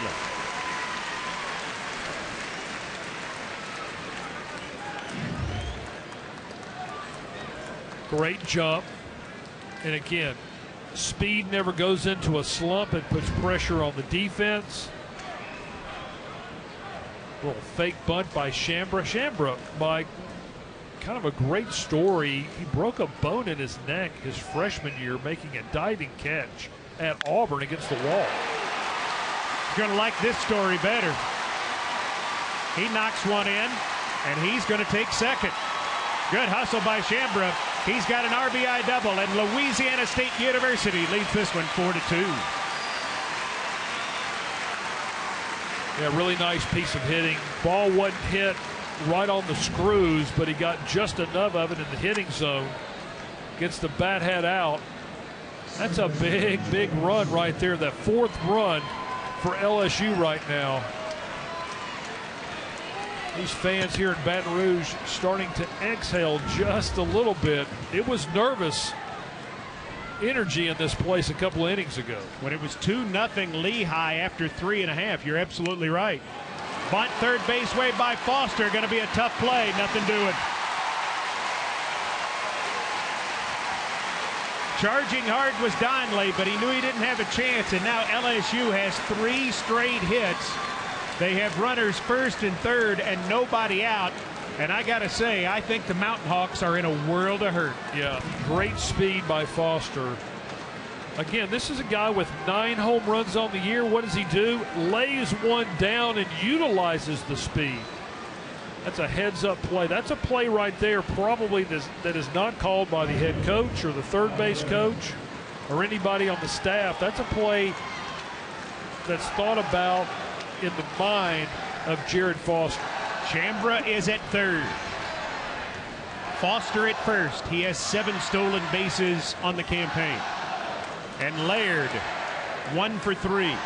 Single in between a fly out and a ground out. Action going to start in the Lehigh bullpen. They're going to get 2 guys up. And that's what Coach Leary said. I'm not going to wait around. Laird a little late on that one. 1-1 the count. Bregman waits to hit next. The All-America selection.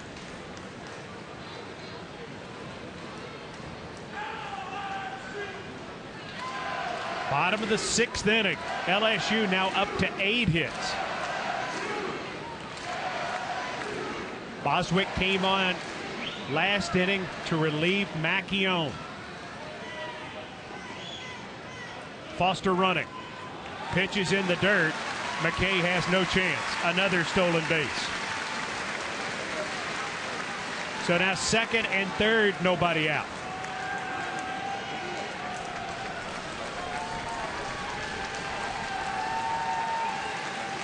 No thought of walking Laird because you do not want to give Bregman another guy on base. You can't exactly pitch around this guy. You got to go to work. 2-1 the count. Boswick over 20 pitches now.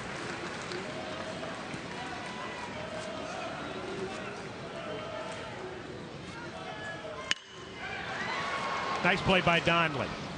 Looks the runners back, gets the out. Well done. 1 down. Very well done. Nice, really a nice job of base running too.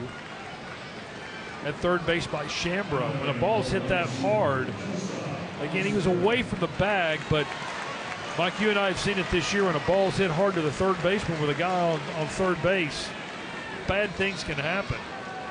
But Chambra, again, a veteran player, good job of base running right now.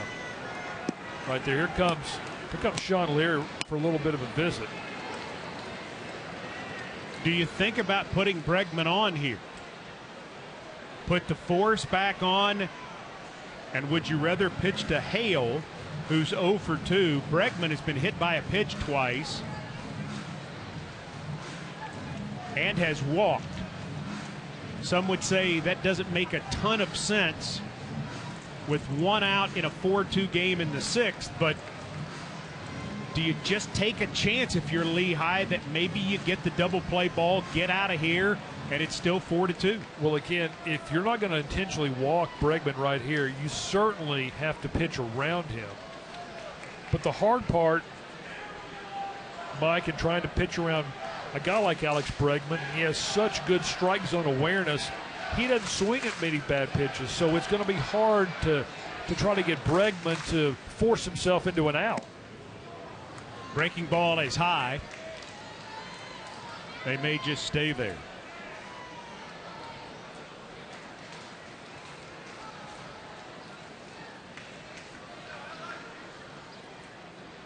Second and third, 1 down. Bregman has driven in 47 on the year. Nice block by McKay, who's just been worked over in this game. He will sleep well tonight. Yeah, I tell you, 2-0, I'd put him on. I would take my chances and I would put him on. You cannot make a mistake right here. And that's what they're going to do. Didn't get out very far, did McKay, and had Bregman decided to take a little softball swing, he might have been able to hit that pitch. So they gave Bregman 2 breaking balls, but again, he's such a good disciplined hitter. He doesn't offer after either one of them. Take your 90 feet. Let your teammate try to do the damage in Connor Hale. Bregman has been on base 4 times tonight without the benefit of the hit. And it's just what he's all about. He reached base at one point this year in 49 straight games. Leary on his way to the mound.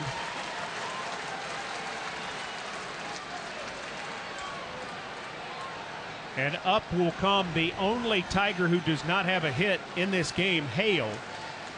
But he will not face Boswick. A pitching change upcoming as Lehigh is going to bring on J.R. Edwards when we come back from Baton Rouge.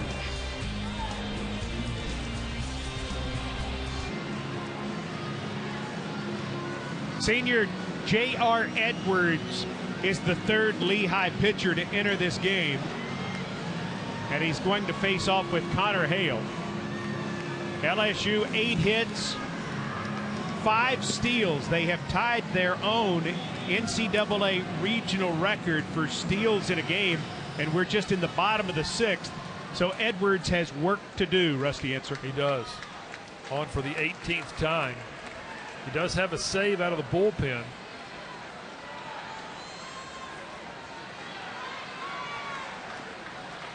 He needs a ground ball. He does, in the worst way.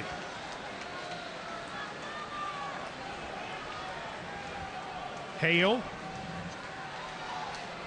has a walk, a ground out, and a fly out.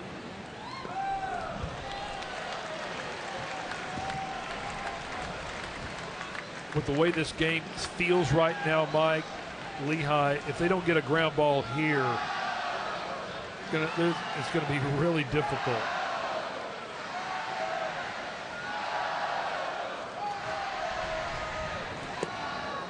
That misses.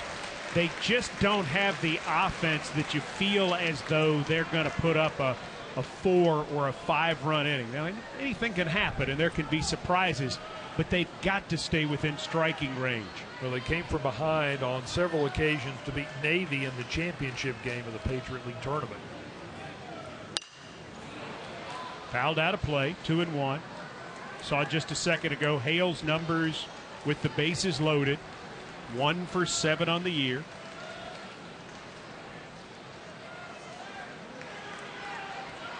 The senior, 6'2", 185. Tied for 3rd in the SEC in hits this year. Outside, nowhere to put him. Got to come into him right here. Got to be careful. Connor Hale got off to a tremendous start this year. Hit safely in his first 16 games. The 3-1. Fouled out of play. Still just 1 out in the inning.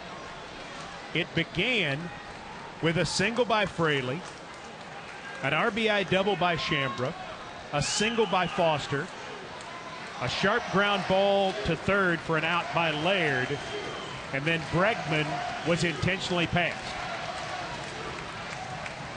So Shambra at 3rd, Foster at 2nd, Bregman at 1st. Walked in a run. LSU's lead is 5-2. And still just 1 out in the inning for Savick.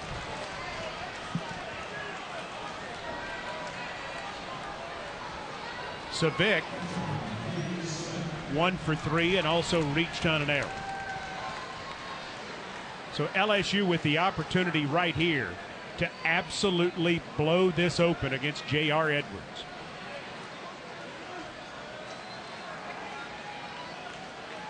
And still a ground ball could get them out of the inning. Lehigh trying to hang on.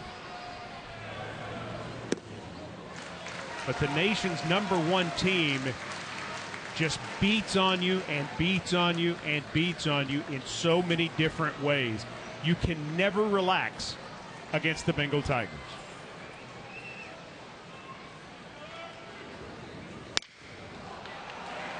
Hit to third. Donnelly drops it. Still does manage to get Savic at first. Run scores. It's 6-2. Well, I tell you, Mike, you got to credit Patrick Donnelly for staying with this baseball. He bobbles the initial ground ball, then he's thinking about going to second, and then he looks to first. Again, Savic's the catcher. Watch him. He looks at second. Now he can't get him there, so now he's got to go all the way across the diamond. Savic did not think the first baseman Faust had his foot on the bag. The second baseman Foster went down after touching the plate. I think Foster slipped on the plate. He may have turned his ankle. A 2-hour, 17-minute rain delay after the first half inning. And so everything's still wet. LSU's lead is 6-2. Runners second and third. There you see Garzillo, the second baseman, trying to help keep his team in this game. Stevenson, the hitter. Stevenson, 2 for 3. Stolen base, run score. Average up to 365. About to take the team lead. Chops that foul.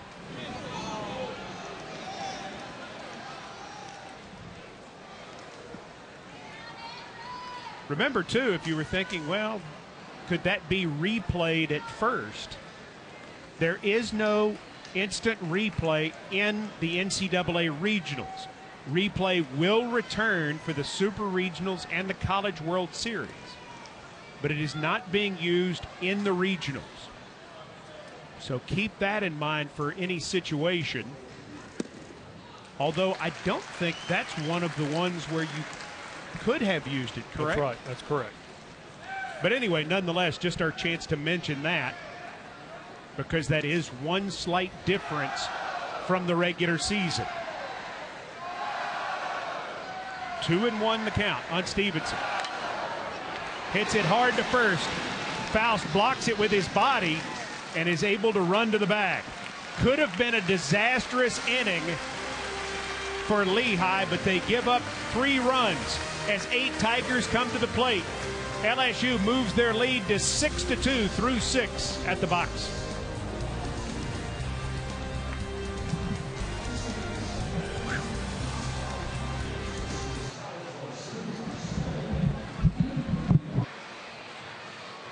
LSU has taken a commanding 6-2 lead on Lehigh as we head to the top of the 7th. Winner of the Baton Rouge Regional will meet the winner of the Houston Regional. Houston Baptist in Houston, currently on ESPN3. Earlier this afternoon, Louisiana Lafayette, 5 runs in the 9th to overcome Rice 7-6. So Lafayette moves into the winner's bracket game set for tomorrow night. Rice will play in an elimination game at 3:30 tomorrow afternoon. Keeping an eye on the road to Omaha for you. And be doing it throughout. And in the next game that we'll have here, Tulane and North Carolina Wilmington, Tulane head coach David Pierce, a former assistant at Rice under Wayne Graham. Connor Faust, 2 pop-outs. Jesse Stallings, his 2nd inning of work. Rusty, he is throwing gas. He is 94-95 consistently with his fastball. Ouch. Faust hit And that will hurt. 94. But right now, for Lehigh, they need base runners. And they have one in Faust at first. There he is. Following the accepted tradition, he is not rubbing the spot where he took the shot. No, but he will when he gets on the team bus to go back to the hotel. He sure will.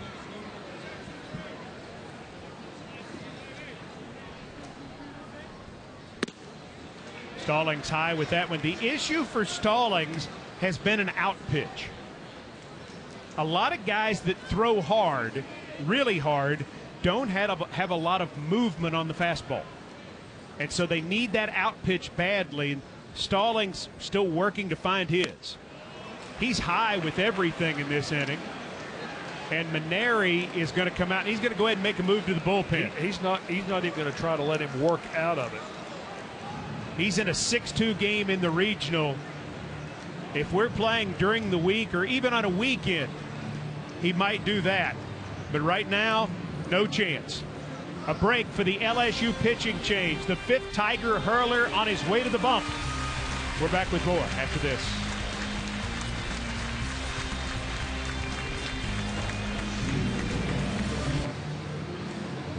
Doug Norman making his 19th appearance of the year. Right-hand freshman, Fort Mill, South Carolina. Excellent ERA. Excellent control. He comes in to face Tim McKay with a 2-0 count and a runner at first. Stallings hit the leadoff man Faust and then missed badly twice in a row to McKay, and Paul Maneri comes with the hook in the middle of the at-bat. Quickly. Norman, the 5th pitcher. And again, we say it, a freshman. Well, he got a victory in the SEC tournament against Auburn. He allowed 1 unearned run and 1 hit, 2 innings of work.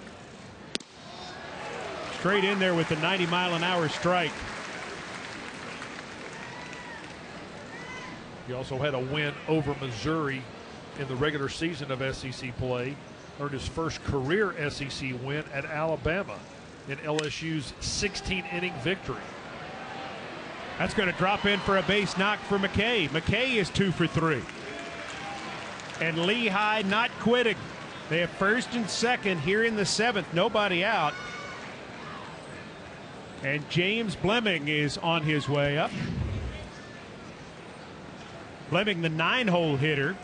If he could really keep this thing alive with a hit, you get Pacioli in the top of the order and give them a chance to maybe make something happen. LSU using their midweek pitching strategy. They do not have a 4th starter, 5th starter. They work various pitchers, and that's how they built their depth through the year. And right now it's working well. 6-2 lead for the Tigers.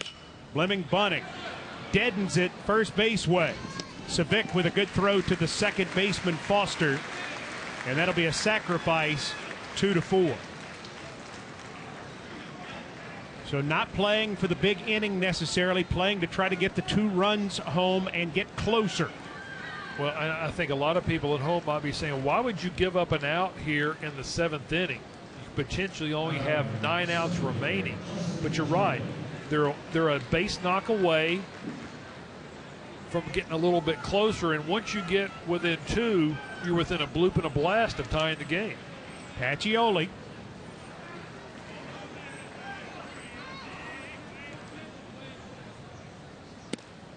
Takes a strike. He has a walk, a fly out, and a ground out. 4 hits total for Lehigh.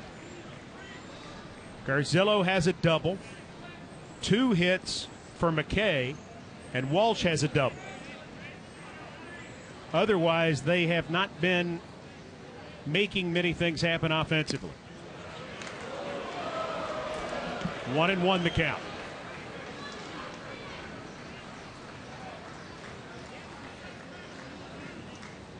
from Easton, PA, home of Lehigh's arch rival, Lafayette.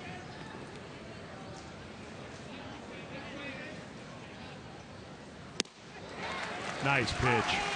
Nice breaking ball right there. At 1-1 with runners on second and third.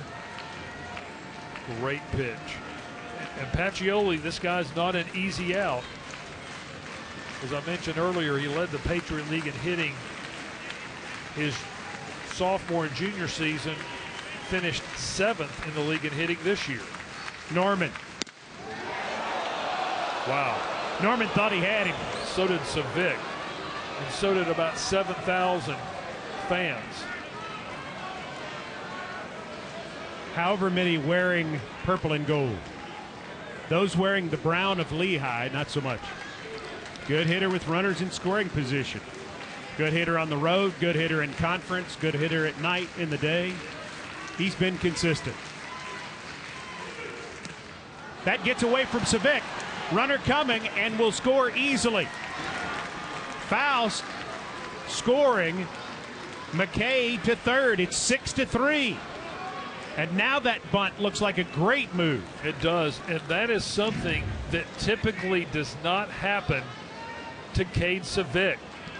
It is scored a wild pitch. It is scored a wild pitch, okay, not a pass ball, a wild pitch.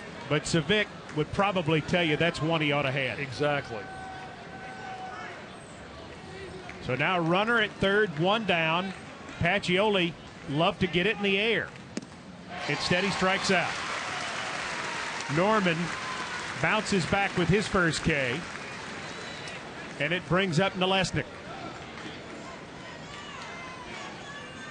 That's a good comeback right there after the wild pitch by Doug Norman to get a very, very good hitter.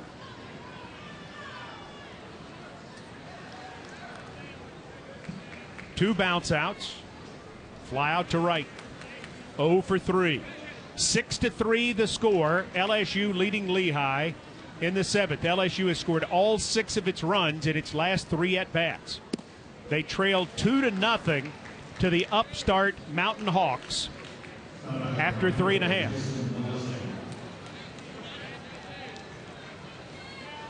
Nalesnik lettered in 4 sports in high school: football, basketball, baseball, and wrestling. He was also the valedictorian. Nalesnik hits it hard to the right side. Foster gloves it, throws, and he got him. Nice job by Shania. And Shania holds on to the ball, and it's an out. We stretch it out at Alec Fox Stadium in Baton Rouge, Louisiana. LSU leading Lehigh 6-3.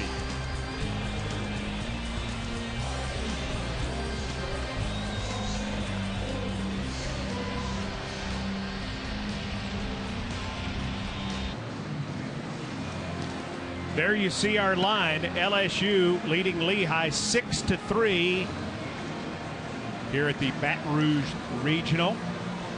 The LSU softball team is in action at the Women's College World Series in Oklahoma City. Beth Torina's team currently taking on Florida, and Florida leading 2-0 in the bottom of the 5th inning. That game is on ESPN. LSU beat Florida 2 of 3 back in the middle of March. So they're looking for their 3rd win of the year over the Gators. But right now, Florida in front at the Women's College World Series. LSU fans have a lot going on tonight. Chinea hits this one up the middle, base knock. So Chinea has 2 hits. He's now 2 for 4, and he'll take the team lead in batting back as he gets to 365, staying back on that ball and just pounding it up the middle. Yeah, 5 of the 8 teams in the Women's College World Series come from the SEC. Now Florida beat Tennessee, so Tennessee plays Auburn tomorrow at noon as Fraley fouls that off. Michigan beat Alabama 5-0, so Alabama takes on Oregon tomorrow at 2:30. Yeah, LSU really, again, the 5 seed there in the tournament. Really one of the top teams. Bianca Bell might be the best right-handed hitter ever in LSU women's softball history. That's fair ball. Chambra lumbering towards third. He'll stop there. It's a double for Fraley. And whatever issue that LSU had about getting the engine starting, that's over. Well, again, I think a lot of it had to do with Macchione and his ability to expand the strike zone. You know, LSU, I think, what you want to do, Mike, as a team, you want to get off to a good start offensively and get some confidence. And when you're going up a pitcher against a pitcher like Nick Macchione, he can really frustrate a team individually and collectively as a team. But once they figured him out, they've been able to solve pretty much the bullpen. Chambra deep to left. Fleming is back, makes the catch. Tagging at third and scoring is Chinea. Tagging at second and going to third is Fraley. It's 7-3 LSU. Chambra has now driven in 2 since coming on as a pinch hitter last inning and then remaining as the DH. Boy, look at the power to the opposite field. That ball had some carry. But credit James Fleming. Watch this catch against the wall. He finds it and then able to make the play. That's Chinea scoring easily from third base, and credit Fraley taking the extra 90 feet from second on a ball hit to left field. 7-3 Tigers. Jared Foster, 1 for 3. Singleton scored last inning. Infield in for Lehigh.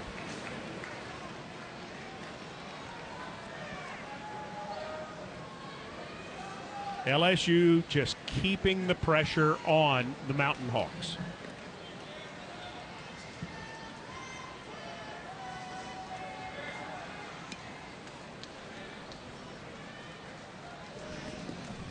Gets away from the catcher, McKay. Scoring easily from third will be Fraley. It's a 5-run LSU lead and still just 1 out in the inning. That's the second time LSU has scored a run in this game on a wild pitch.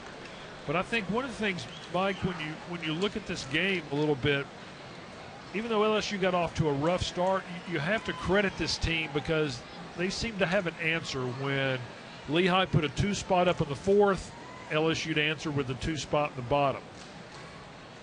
Lehigh got a little closer in the 7th. They've scored 2 so far here in the bottom half. That's what you have to do when you're playing a 4 seed. Especially in game 1 of a regional. The longer you keep that team in the game, the harder it is.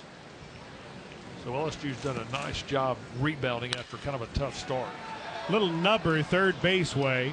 Good job there by Donnelly to pick it up quickly in foul territory, making sure it doesn't take a right. You never know when that might happen. The winning pitcher for LSU, if they do go on to win this game, will be determined by the discretion of the official scorer. The official scorer will say which pitcher was most effective.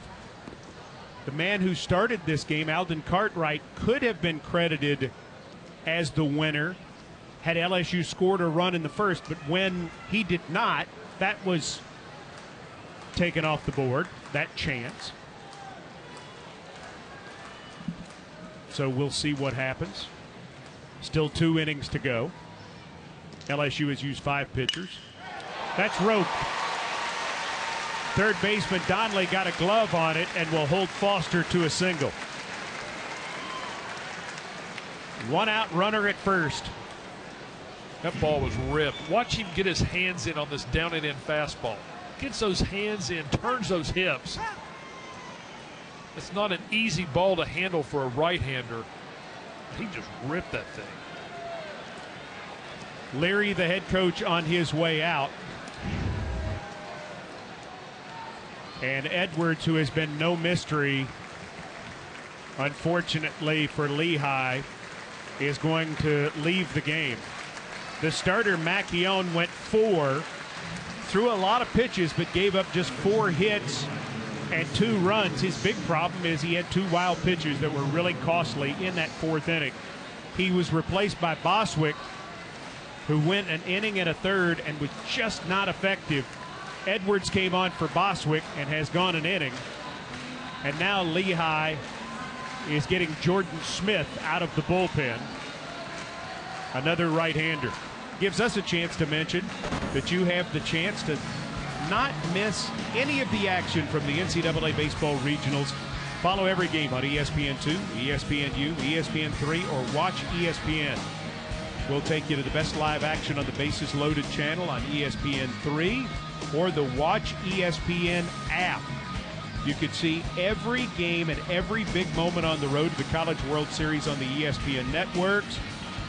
Actually, we heard from Sean Leary that he took advantage of this, of ESPN's technology, to be able to figure out some things about LSU. Yeah, once the selection came out on Monday, they really didn't have a whole lot of time to do any scouting on LSU, so they were busy making travel plans. And after batting practice yesterday, he said he was going to go back to the hotel, dial up ESPN3.com, and go to the replay section and watch some of the LSU games in the last 30 days to get his scouting report.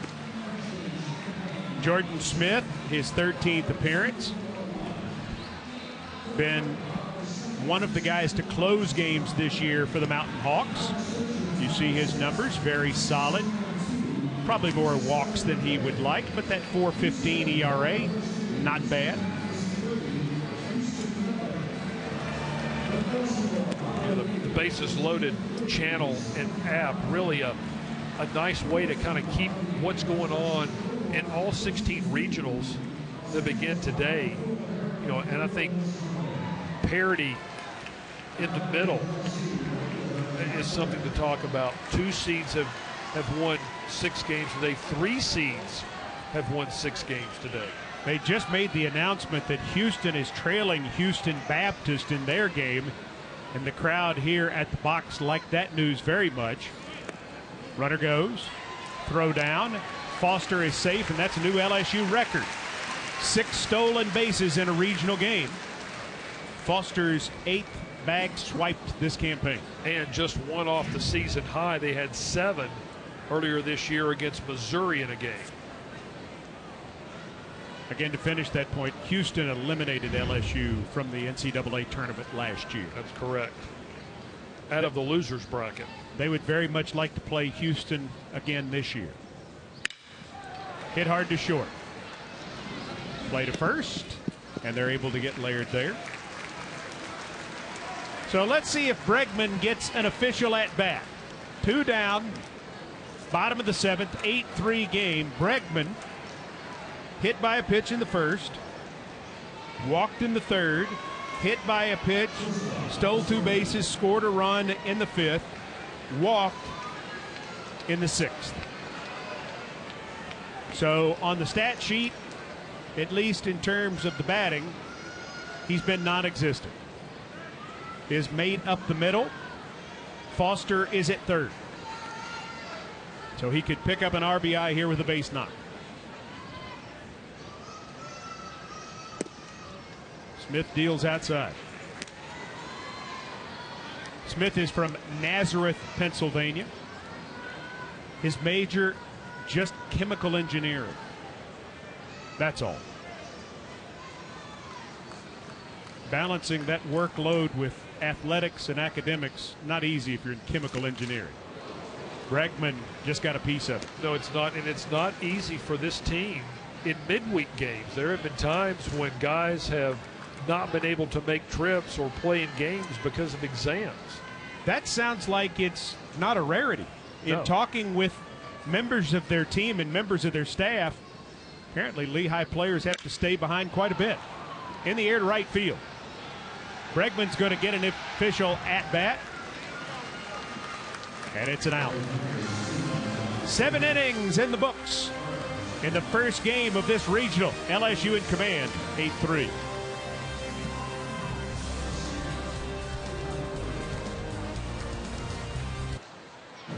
New pitcher, actually a new battery for LSU. Russell Reynolds, right-hander, 6'2", 187, sophomore from Baton Rouge.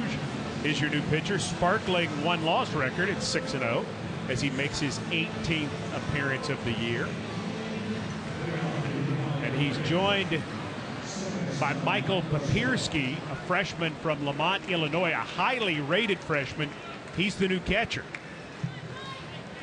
Some thought that Papierski would push for immediate playing time, and Savic had such a great year that never developed at all. Reynolds, the 6th LSU pitcher. Garzillo, Donnelly, and Elson, batters 3, 4, 5 in the lineup. Lehigh got a run last inning. They had 2 runs in the 4th. They led at that time 2-0. But LSU 2 in the 4th, 1 in the 5th, 3 in the 6th, 2 in the 7th, and LSU has an 8-3 lead as Reynolds works. Garzillo 1 for 3, his 1 a double. He scored a run. Winner of this game, 9 o'clock tomorrow night, against the winner of UNCW and Tulane. The University of North Carolina, Wilmington, and Tulane, who've already played this year, as a matter of fact, on March the 31st. Nice job by Reynolds, and good hustle by Garzillo to make that as close as he was able to make it. Yeah, Garzillo's going to get a chance probably to play at the next level. Scouts really like him because he's kind of a grinder type guy. Watch him run down the line right here. That ball, just protecting the zone with 2 strikes. He has blue collar qualities, but he's a grinder over tools, and I think that's what scouts like to see, a guy that's got a lot of baseball heart, in my opinion. Some thinking Garzillo might be an outfielder at the pro level. Can you see it? I can see it. Donnelly, ground out, reached on an error by Foster and scored, and then fouled out to Savic.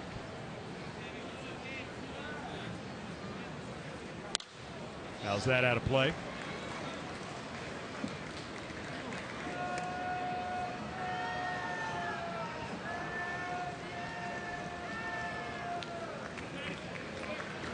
Lehigh down to their last 5 outs in this game, down 5 runs.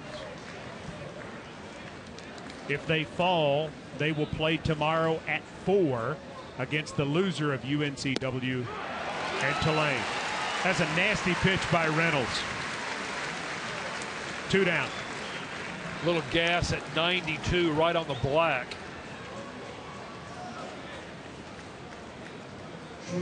The one advantage that jumps out most immediately with LSU's strategy to throw, to this point, 6 pitchers, is that probably with the exception of Bain, everybody that they've thrown could come back and go for length tomorrow. Ball is ripped to left, and Fraley makes a diving grab, robbing Elson of a hit. Nice play. Connor Hale, Michael Papierski, and Andrew Stevenson due up as LSU leads 8-3.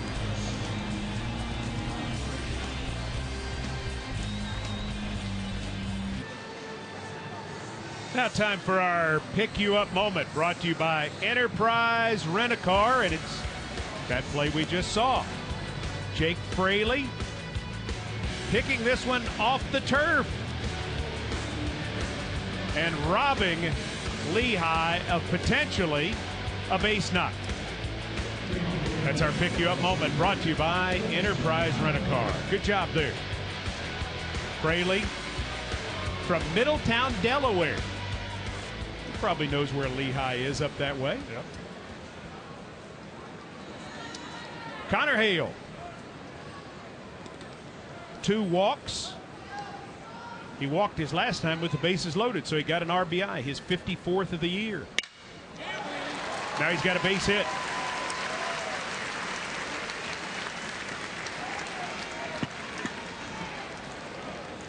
So if I've got this right, and I'm just looking it over,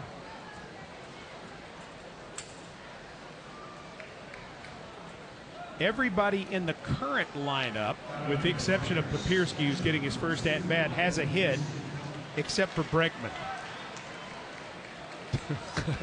But he's been on base. Right. 4 times. There you see it. Bregman 0 for 1. This is young Papirski. They think he's going to be special. Well, he made an appearance in the SEC tournament against Arkansas, got a base hit. Doesn't have big numbers, but a good on-base percentage, as you see.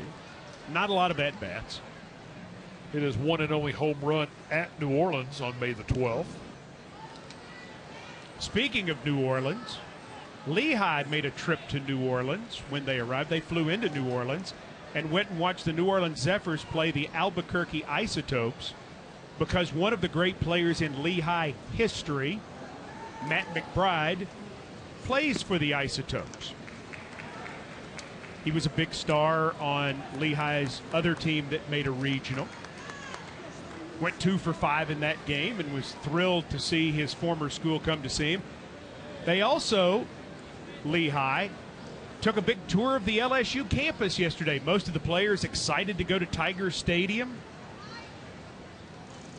Others excited to see Mike Six, the Bengal Tiger, who at 500 pounds is most impressive. So they have chosen to enjoy this ride. And why not? They earned it. Papirski takes high, 3-1.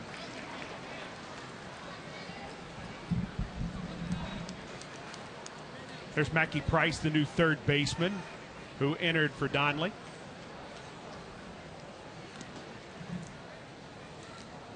See in the top right-hand corner, Houston Baptist leading Houston in the bottom of the third. That's why the big cheer here when that score went up. Interesting day around the country.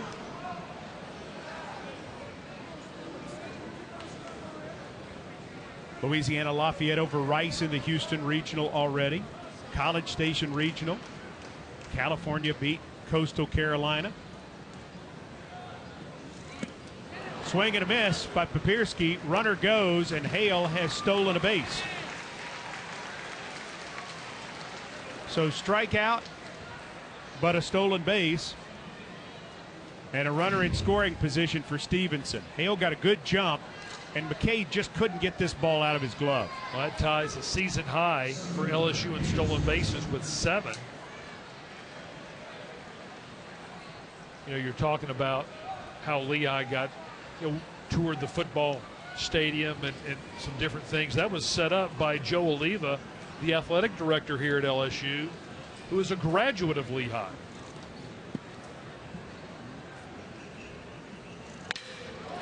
Stevenson rips it down the right field line. Hale will come home to score. Stevenson going for 2, and he's in there. Andrew has 3 hits, and LSU has a 9-3 lead. Stevenson has a funny setup, but he gets his hands through the zone. His bat is almost, I guess horizontal with the ground, but he gets into a hitting motion quickly with those quick hands. He sprays the ball all over the field, gets that inside pitch, gets the bat head out. 11th double this season for Andrew Stevenson.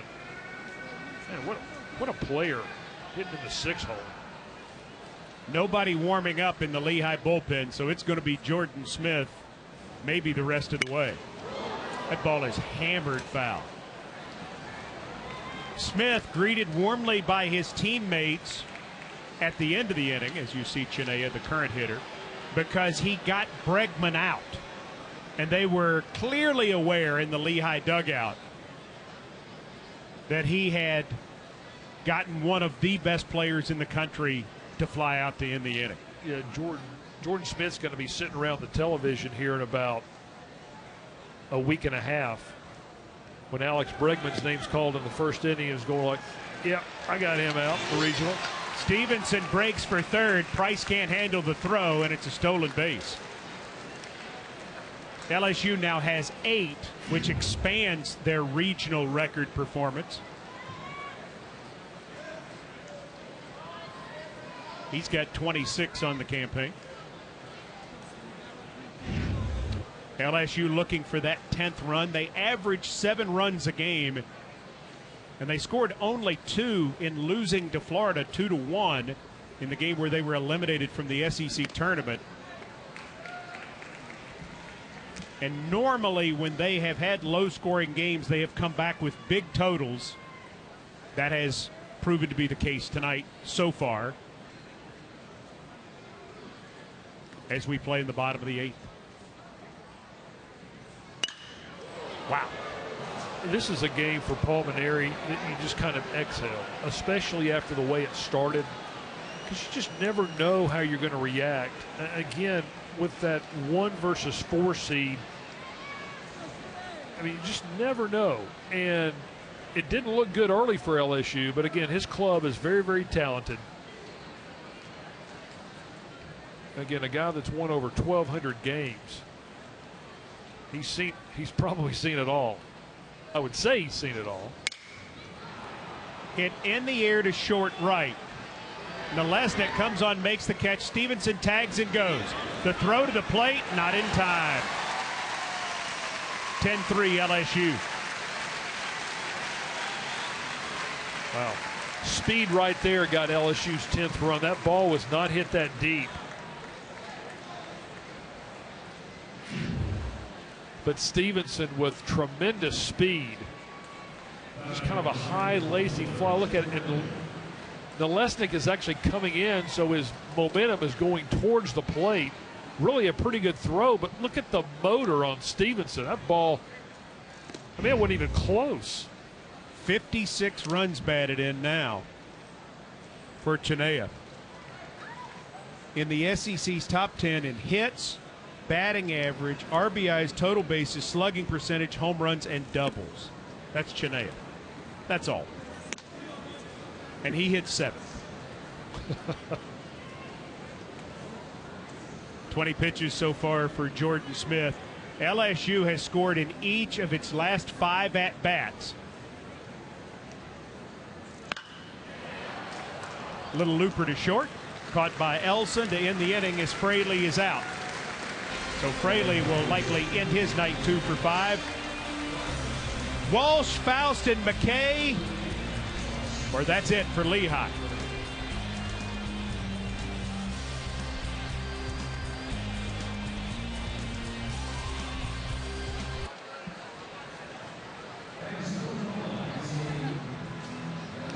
What was Newman's line? Huh.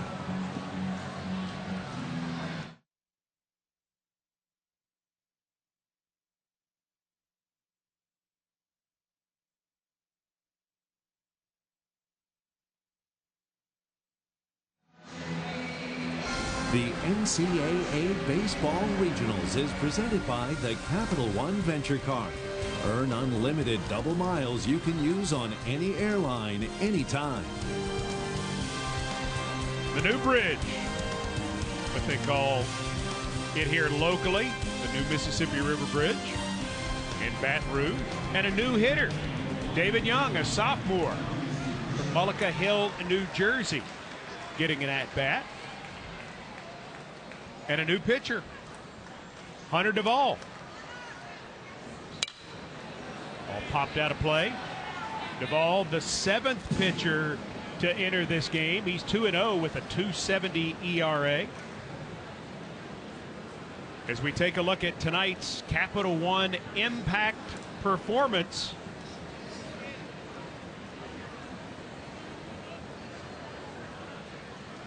We'll do that momentarily after Duvall fires another one. 1-1 the count to David Young.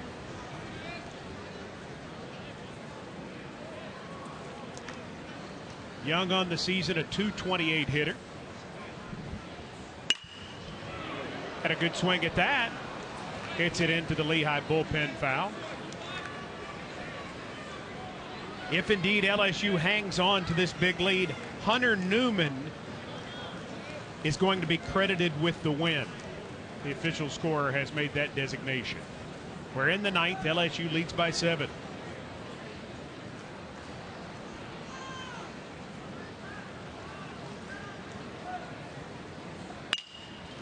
On the ground, Hale cuts it off. Strong throw.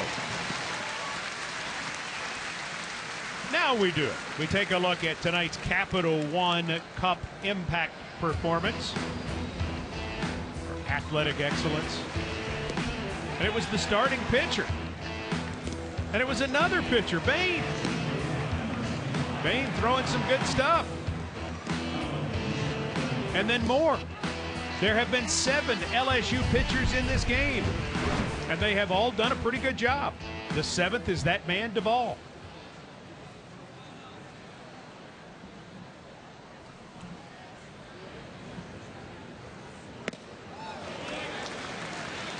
Another pinch hitter is in the lineup for Lehigh. This is Connor Donovan, a sophomore from Yardley, Pennsylvania. Donovan, a .278 hitter, part-time player who's appeared in 18 games. Back to the pitcher. Duvall throws him out. So 2 up, 2 down here in the ninth. And I think we're getting another pinch hitter. John Scarr, a sophomore catcher from Pequannock, New Jersey. Pretty classy move, I think, by Sean Leary, to get some of these bench guys in, give them an appearance in an NCAA regional. Pretty classy move. I like it. And he's got a base knock. Scarr came in hitting 194, and he has the 5th hit of the game for Lehigh. Game was scoreless through 3 after a 2-hour, 17-minute rain delay in the bottom of the 1st inning. Did you see a good swing by Scarr? Lehigh had 2 in the top of the 4th. LSU got 2 in the bottom of that inning. Then LSU 1 in the 5th, 3 in the 6th, make it 6-2. Lehigh got it to 6-3 with 1 in the 7th, but then LSU has come back with 2 in the 7th and 2 in the 8th, and that's why it's now 10-3.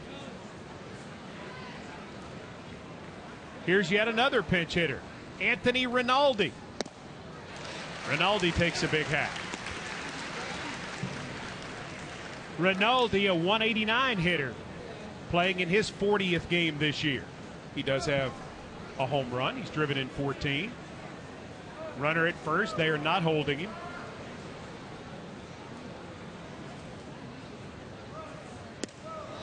That's a strike. Coach Leary, he played shortstop for Lehigh, graduated in 1993. He knows what it means to get in the game. Yeah. Good move. Can always say you played in a game at the box. One of the great sports venues in all of college athletics, not just baseball. Swing and a miss by Rinaldi, and this one is in the books. LSU starts slowly, but gains steam as it goes. And much like a tractor trailer, they were rolling down the road by the time it was over. 10 runs, 13 hits, and an error for the Tigers. Lehigh 3-5-1. Winning pitcher Hunter Newman's 3-0. Losing pitcher Kevin Bostwick, he is 3-4 on the season. LSU moves to 49-10 on the year. Lehigh drops to 25-30. LSU will play here tomorrow night, 9 Eastern, 8 Central, against the winner of UNCW and Tulane. That game will start in 55 minutes. Tomorrow at 4 o'clock Eastern, 3 Central, Lehigh will play in an elimination game against the loser of the upcoming contest.